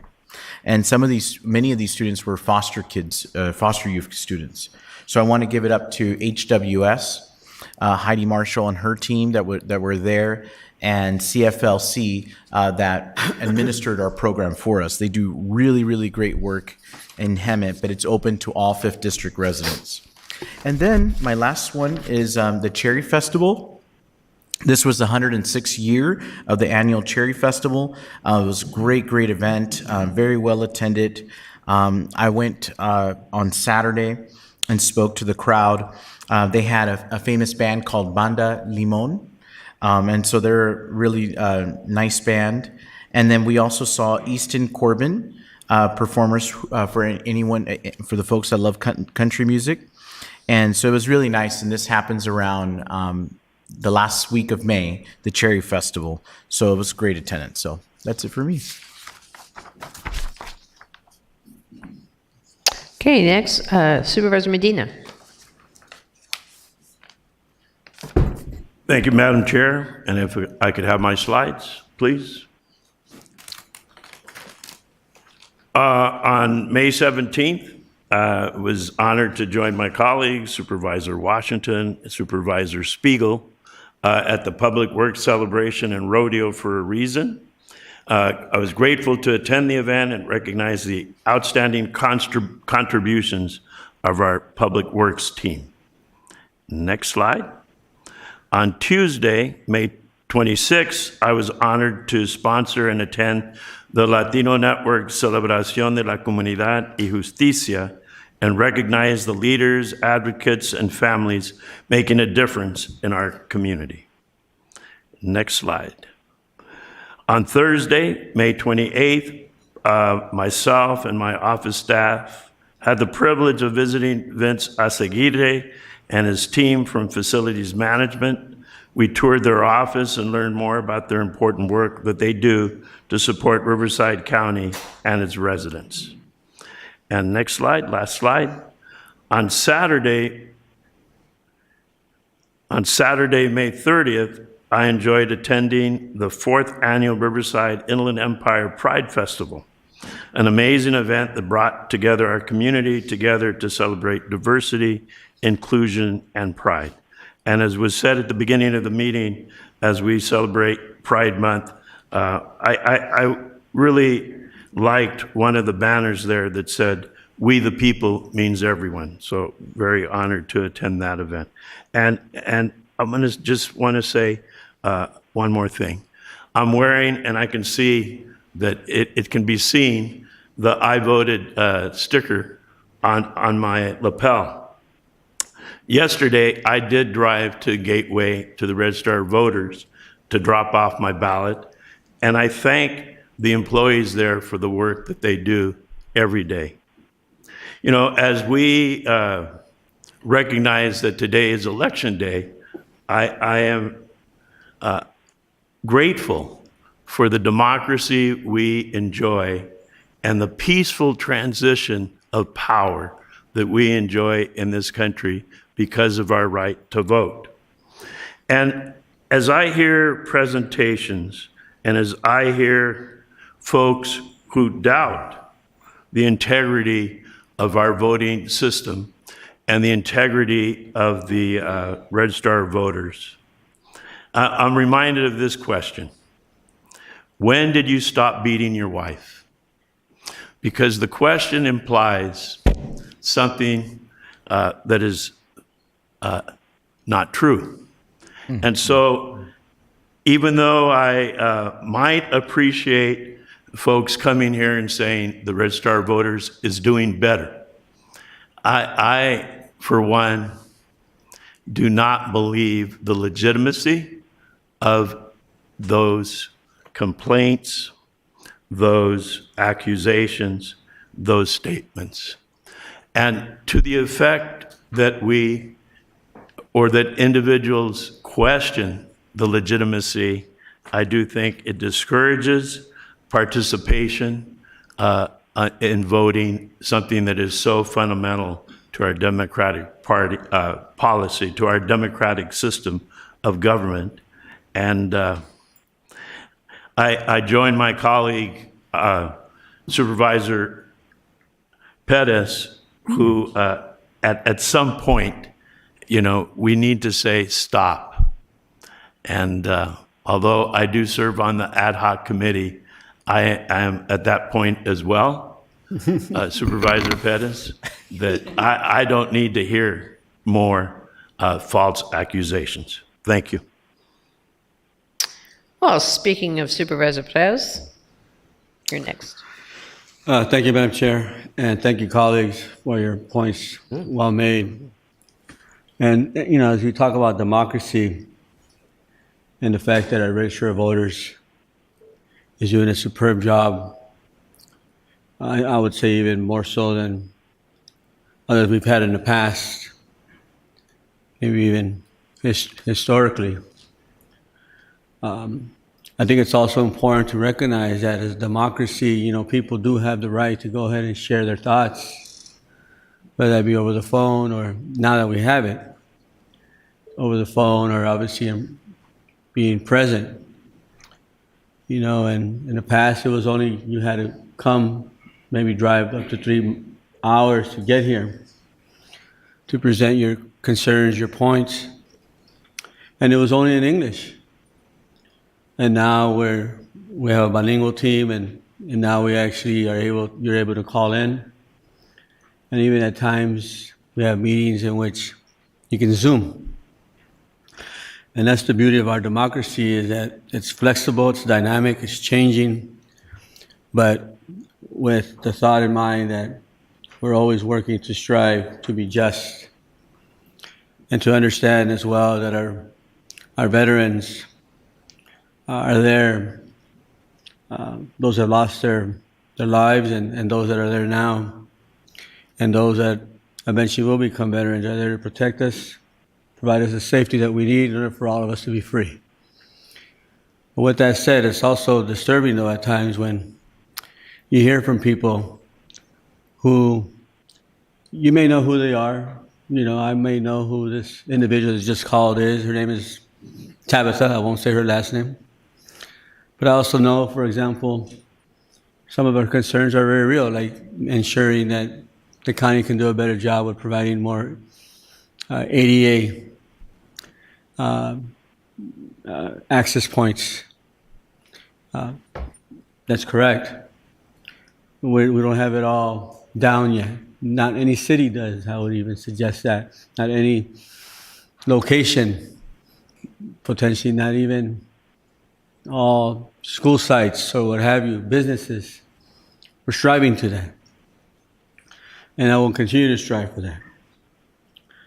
But I will not accept the fact when someone tries to speak ill and be mean-spirited about it. I will not accept that, nor take it lightly, in the sense of it's hard to earn someone's trust by speaking to someone that way.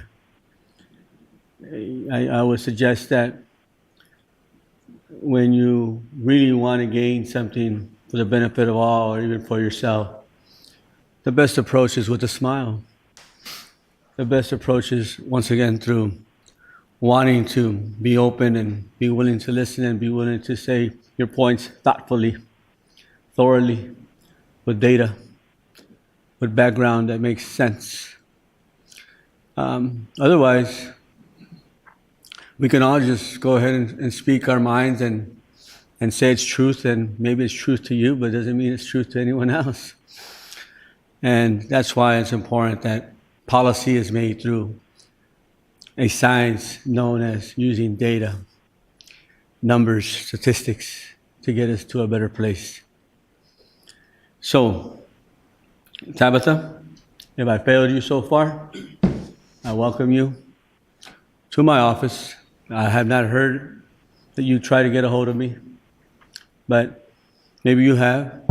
I know my staff works hard, and I'll do what I can to ensure that you're heard. And please give us a call. Give me a call at the office, and we'll accept you. That's what we should do. And as you live in Sky Valley, and anybody who lives in any of these unincorporated areas, you do have community councils. the community councils is your first point in which, your access point to reach the supervisor. In other words, I have quite a bit of community councils, like, for example, in Sky Valley, Indio Hills. I have one in Thousand Palms, Vista Santa Rosa, Bermuda Dunes, so on and so forth. I do not ever disregard the decisions or points of my community councils. There are 5 members in each community council, and they all stem from that community. I listen to what they have to say. And if they vote one way, then that's the same way I'm going to vote, because they're from that community. They live there. And they vote a different way and that I agree with, at the end of the day, I'm going to follow their lead.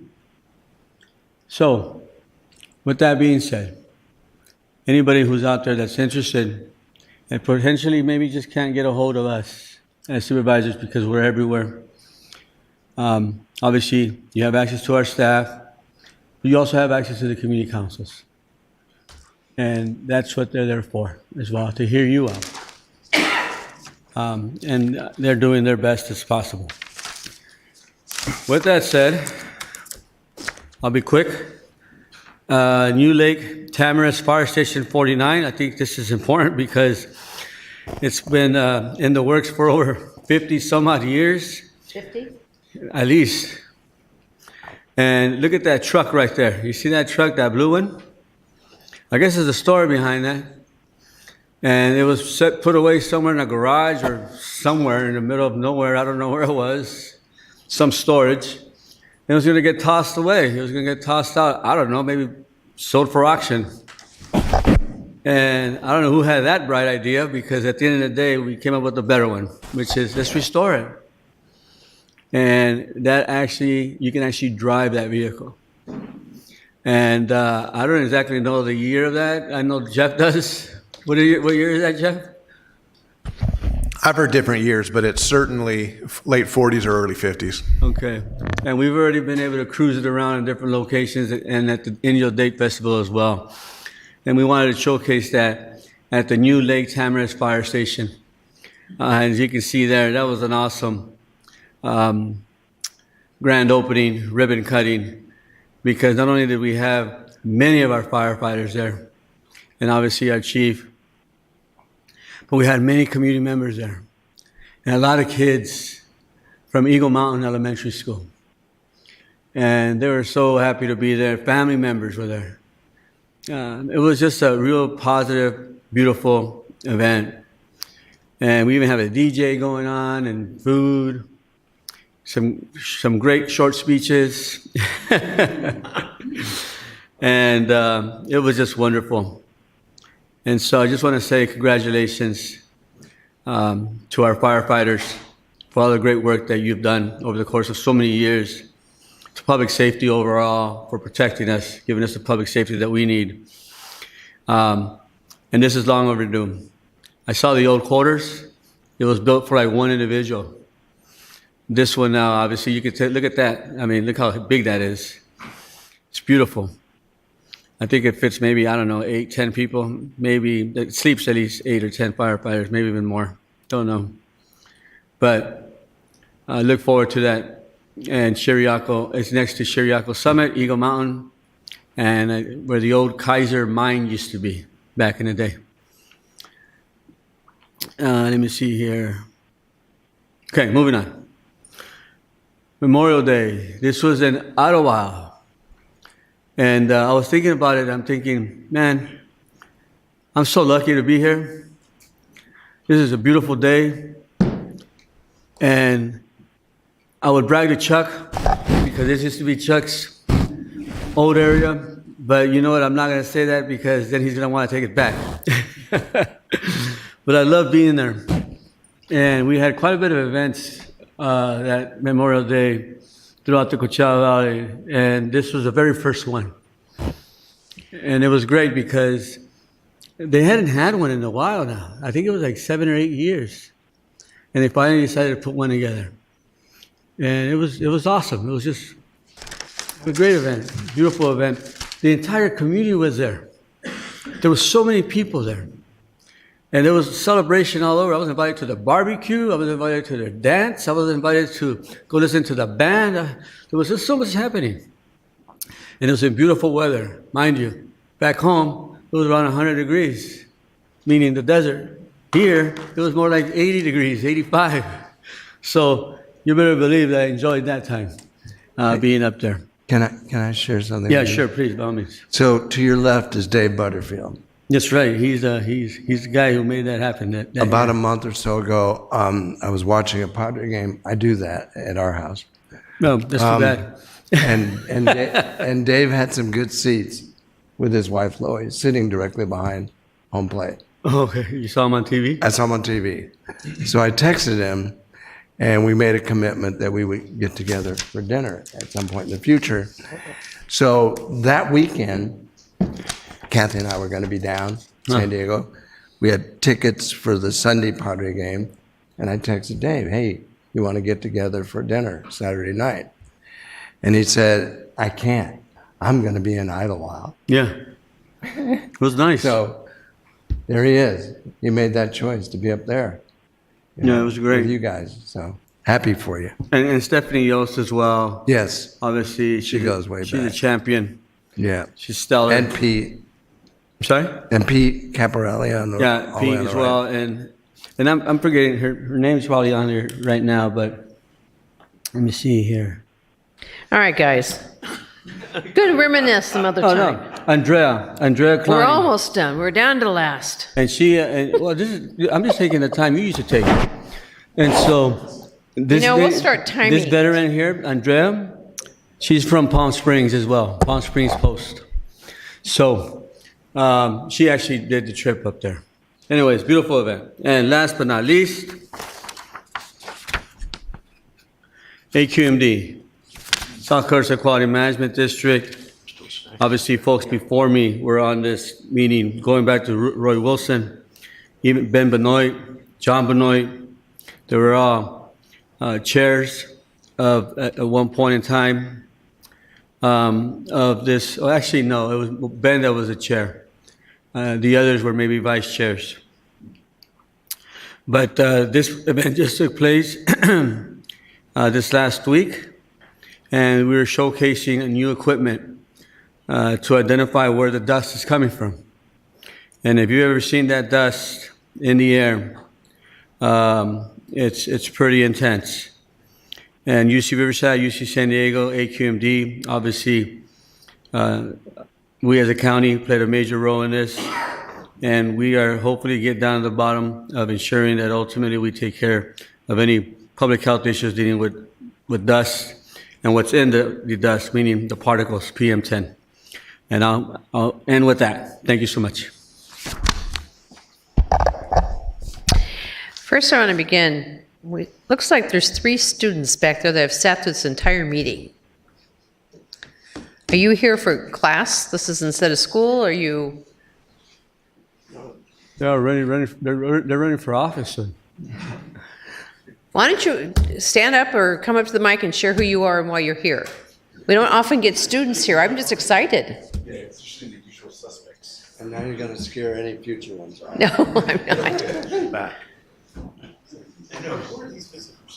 No, it's wonderful to see you here today. I can see you better. Hello, we are part of Troop 703, Boy Scout Troop 703. We are here for one of our merit badges. Very good. Oh, I'm sorry? Yes. Merit badges. For our the merit Boy badges Scouts. for Boy Scouts Troop 703. Oh, good, cool. And where's that troop? It's located in Orange Crest, and it meets the Grove Community Church. Are you trying to push Supervisor? Yeah. Which You got it. which merit badge?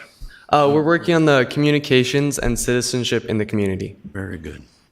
Well, see, now you can have this recorded. You can go back and see yourselves now. Madam That Chair. you were really here. Madam Chair. Exactly, yes. If I could share with them, I'm an Eagle Scout, and congratulations to your working on your merit badge. And if you could share your rank and how many merit badges you have. Yes, so I am a Star Scout, and I believe I have 14 merit badges so far. And your name? Your name again? I'm sorry, I'm Jedi. And the others? Yeah, go ahead. I'm Joel, I'm also Star, and I believe I have 14 as well. My name is Eli Hurst. I'm also Star. I am not sure how many merit badges I have. I would assume it's similar to theirs. But And for those who may not be familiar with scouting, it goes Star, Life, and then Eagle. And a very small percentage of Boy Scouts earn the Eagle badge. And I heard that you are in my supervisorial district, and I will be very honored and proud to join your court of honor when you reach Eagle Scout. So please invite me. And I will just share, if I may, my own experience in scouting and working for the badges, the same badges that you're working on, citizenship in the community, citizenship in the nation, led me to pursue public office. So maybe someday we'll see you holding public office. So thank you for coming to the meeting. Thank you for having us. Thank you for coming up. I was a Girl Scout, never a Boy Scout. Back in my day, they didn't allow girls to be Boy Scouts. So, and another group in the audience, there's two groups of teams. And I tell you, you have our economic development team sitting back there. And you have our TLMA team. And I appreciate two key teams. I mean, we have 42 plus departments. And what these particular teams, since you're here, I'll talk about it, are the livelihood of the county. You have our economic development, which does many things, but the economy is certainly one of the highest things ranked in our budget, which I'm going to have in a minute to have the executive officer share about that. And then what's the most complained about thing? Transportation, roads. And they have their smiles on, their chins up, and they're still listening to us all day. So thank you. And we've got other departments here too still, and they're slowly leaving us. But I just wanted to recognize the fact that you guys are here. You sit here, of course, our team up here at the executive office. How much that really is appreciated that you stick it out through the whole meeting. So you want to talk now, Jeff? Well, just on that topic, Supervisor, again, much appreciation to the TLMA team and the Economic Development team.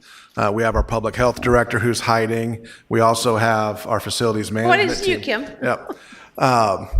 She's standing up now.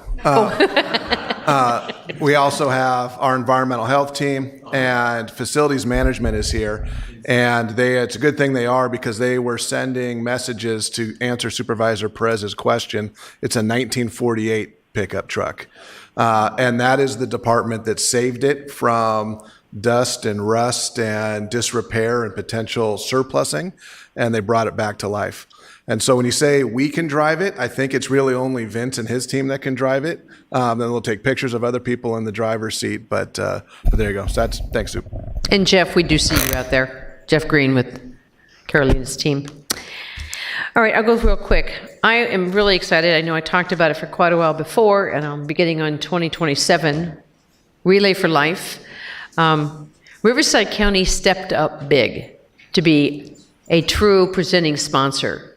We were there full force for a short notice. And what the most exciting part is, everybody's talking about next year. And when you start talking about next year, that means people are excited to be a part of it again. So TLMA was a team. Suzanne, your team was out there. Yep, Suzanne was out there. I don't know whoever else was. Oh, Vince was out there. We had 14 departments have teams. We had the RivCo Cancer Crushers, which was our office with anybody who didn't have a team, came together, and we were first place in fundraising. To understand it, the money does go to Relay for Life, but we went through our employee giving campaign, so it was a double whammy that we got for it. And then, those of you who were there for the 24 hours, great, or any time of that, because the next day was the Public Works celebration at the rodeo, which my colleagues have already talked about, and that was Rodeo for a Reason. That was for County Public Works departments. So it was really an exciting weekend. It was a long weekend. We had several events in between that some of us all went to, but it was such a philanthropic weekend that it just felt really, really good. We didn't have our meetings for the last couple of weeks. We did go to ICSC as well as CSAC, which is California Association of Counties. My colleagues went there. I was at CSAC. And representation were awesome. Your team, Kimberly, did a wonderful job. And just thank you guys for being so supportive and convincing us to be there and that we are all partners in this. Let's see what else was on my list. Memorial Day, had the opportunity, we have an annual Memorial Mile March and placing flags of those within the Corona Norco area that have passed. And it was all during Military Appreciation Month, so it was really great. And the Norco had at their Memorial Plaza a great program, and it was incredible. It's a young teacher who comes. He's over at Riverside Community College District. He's a professor, actually. And he talks about his experiences in the military and how he ties that in and some of the issues he went through into how he shares with his students. And it just was incredible. Another first was CAL FIRE Riverside County, Women in Fire. And they had their first conference this past weekend. And Maddie Torres, and Tom Ketchum with the fire department, and of course the help of Chief Fish and Chief Pemberton. It was a great first conference, and we're already, again, I always look at the success of a conference of who wants to come back next year and how we can even do better. So those were really great. Lots of graduations and promotions. And one last thing was an interest, first time. I mean, when we have fundraisers in every organization, it's always, how do you get people to give money? The most unusual one that I saw, oops, I was going to have this out. You purchase these little ducks, and they dropped them using a fire engine and a big net into a pond or a fountain at Dos Lagos. And then they drew out winners of these. But they sold these little bitty ducks for $5 a piece, and they sold thousands of them. So it's talk about a unique success. But it was sort of the Corona Symphony. So I just really give kudos. It's harder and harder for nonprofits to raise funds, as you've heard with our Relay for Life and the Public Works Rodeo.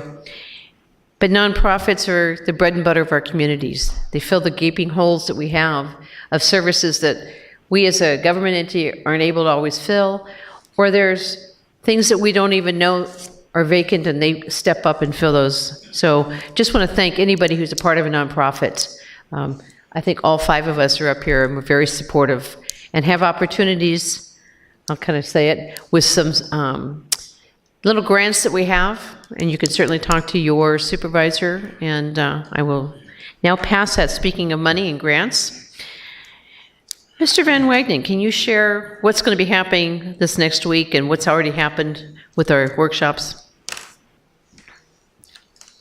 Next week is a slow week. We have 2 board meetings. We have on Monday our fiscal year 26-27 budget hearing. That will begin at 9:30 on Monday morning. The board will hear from the executive office with an overview of the recommended budget for next year. The board will then hear from a number of departments. Right now, it seems like we'll have 12 departments presenting. That will end early in the afternoon, and then we'll have public comment about the recommended budget, as well as potentially some other folks from different community groups seeking funding from the county. Depending on how that day goes, we'll either make written revisions on Monday afternoon, or we'll come back on Tuesday afternoon, make written revisions to the budget, approve that recommended budget as written, as revised, and then come back and have a final adoption of the budget on June 23rd. Ultimately, what this process is the culmination, really, of almost a year of development of our county budget. without giving too much of a preview of what's to come next week, just very briefly, it's really a year-round process for us to develop the budget, manage the current fiscal year, look into the next one, close out the last one. And so we'll be having those presentations on Monday. This also comes at a time where the state will be adopting their budget on or about June 15th, on or before June 15th. As you've heard from a number of the board members today, we also had some other representatives from other board offices today. We've been in Sacramento frequently over the last 6 weeks, advocating to make sure that the county's needs are met in the state budget, most specifically around the area of health and human services as a result of federal action on H.R. 1. Last week, we saw some good news from the California State Senate in their budget proposal. Yesterday, we saw better news from the California State Assembly in their budget proposal. And there's a lot of heavy lifting over the next 2 weeks to try and get all the things that counties need, specifically Riverside County needs, into the budget that is approved by the legislature and ultimately signed by the governor. So certainly much more to come on that in the next 2 weeks and over the course of the summer. I think that's all I have today, Chair. Thank you. Next, we have memorials. Do my colleagues have any memorials? Yes. Supervisor Perez? Speaking about South Coast Air Quality Management District earlier, and I learned on Friday, just before going up to speak at our dust demonstration event with AQMD, I was informed of the passing of Dr. William Burke, a legend who for decades led the charge for clean air in Southern California. He was 87 years old. Dr. Burke was a colleague on the AQMD governing board for many years, not just to me, but to many other Riverside County supervisors who served on AQMD's board. At the time of his retirement in 2021, he was the longest serving board member, 27 years, and chair, 23 years, in South Coast Air Quality Management District's history. I'll never forget him because of his persistence, goal setting, his vision, and his stories. Dr. Burke was an LA civic leader who created and organized the LA Marathon after the 1984 LA Olympic Games. Marathon officials paid a tribute to him, saying that 40 years ago he looked at our city and saw what was possible. Dr. Burke held a doctorate in education from the University of Massachusetts. He would also tell stories of his friendship with Muhammad Ali. Muhammad Ali taught him that to be a champion, you have to take care of the people who don't have power. You have to represent them in halls that they sometimes are not represented in. He told him, if you don't do that, you're not really on a life mission that is worthwhile. Just as Muhammad Ali was a champion for civil rights and justice, Dr. Burke was a champion of clean air as a right, a champion of health and environmental justice. Dr. Burke did that during his unparalleled leadership. He also was a wonderful man, a friend. He was very patient, and he listened to everyone. He took everyone in. He thought through concerns and would respond with sympathy, with empathy. And I know that his family is going to miss him, not just his immediate family, but his family throughout the South Coast Air Quality Management District. Rest in peace, Dr. Burke, the champion of air quality. Did you have somebody? Chuck?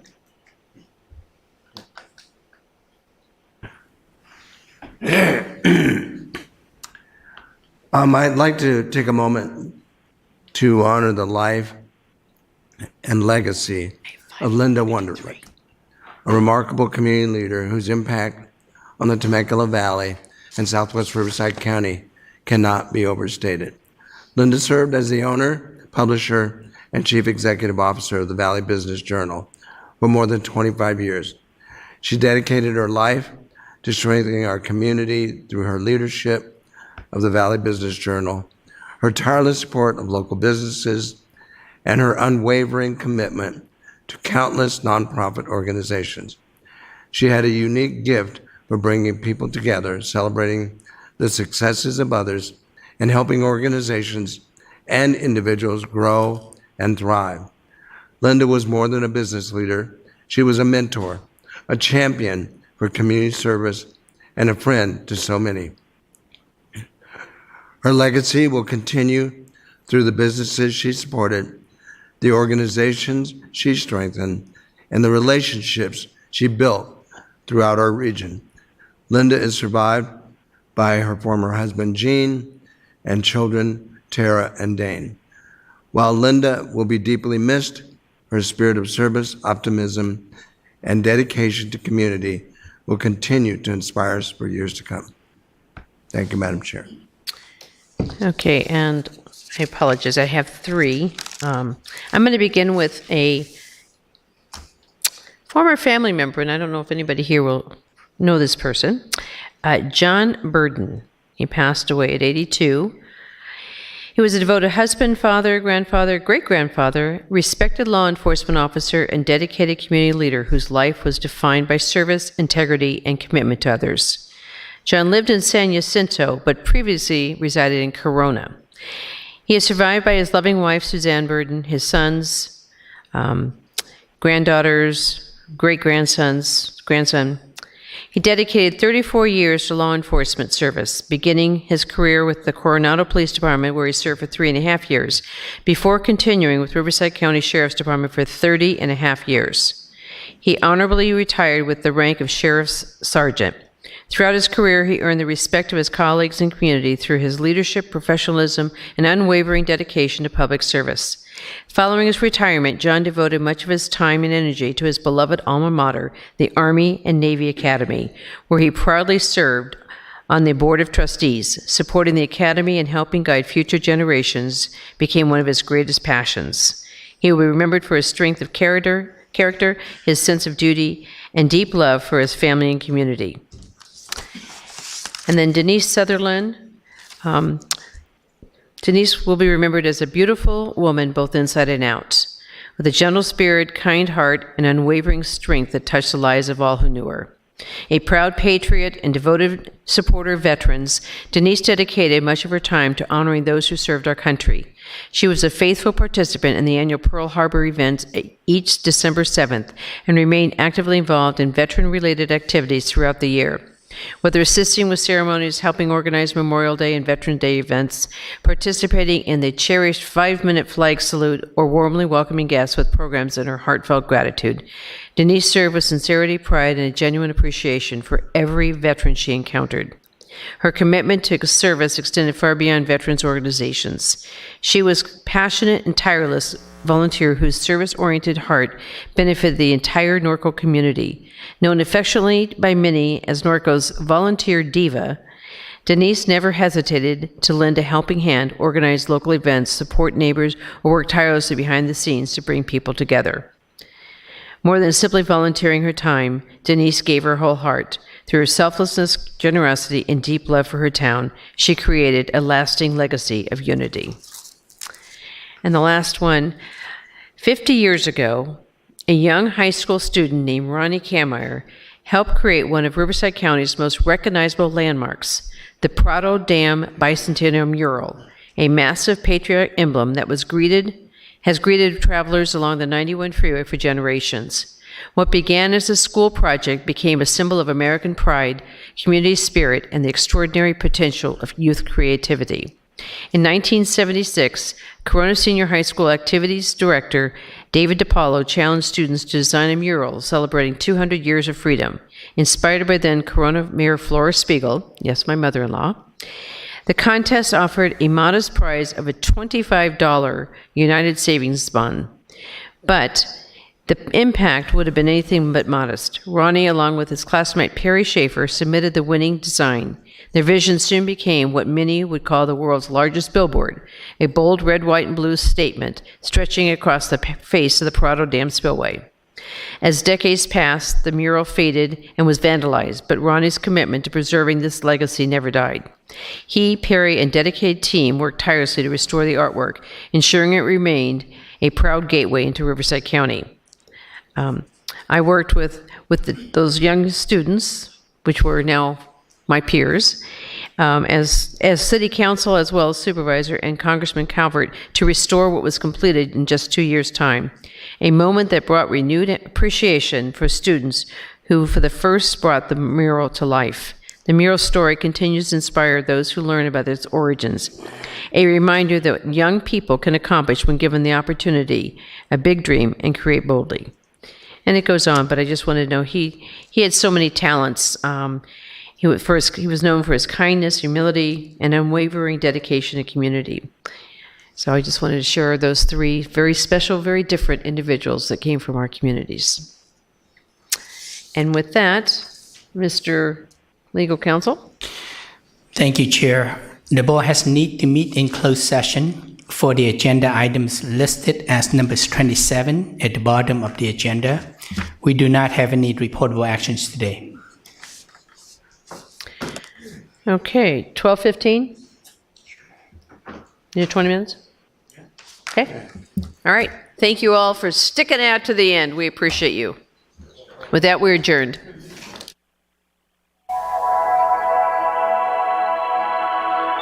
Goodbye.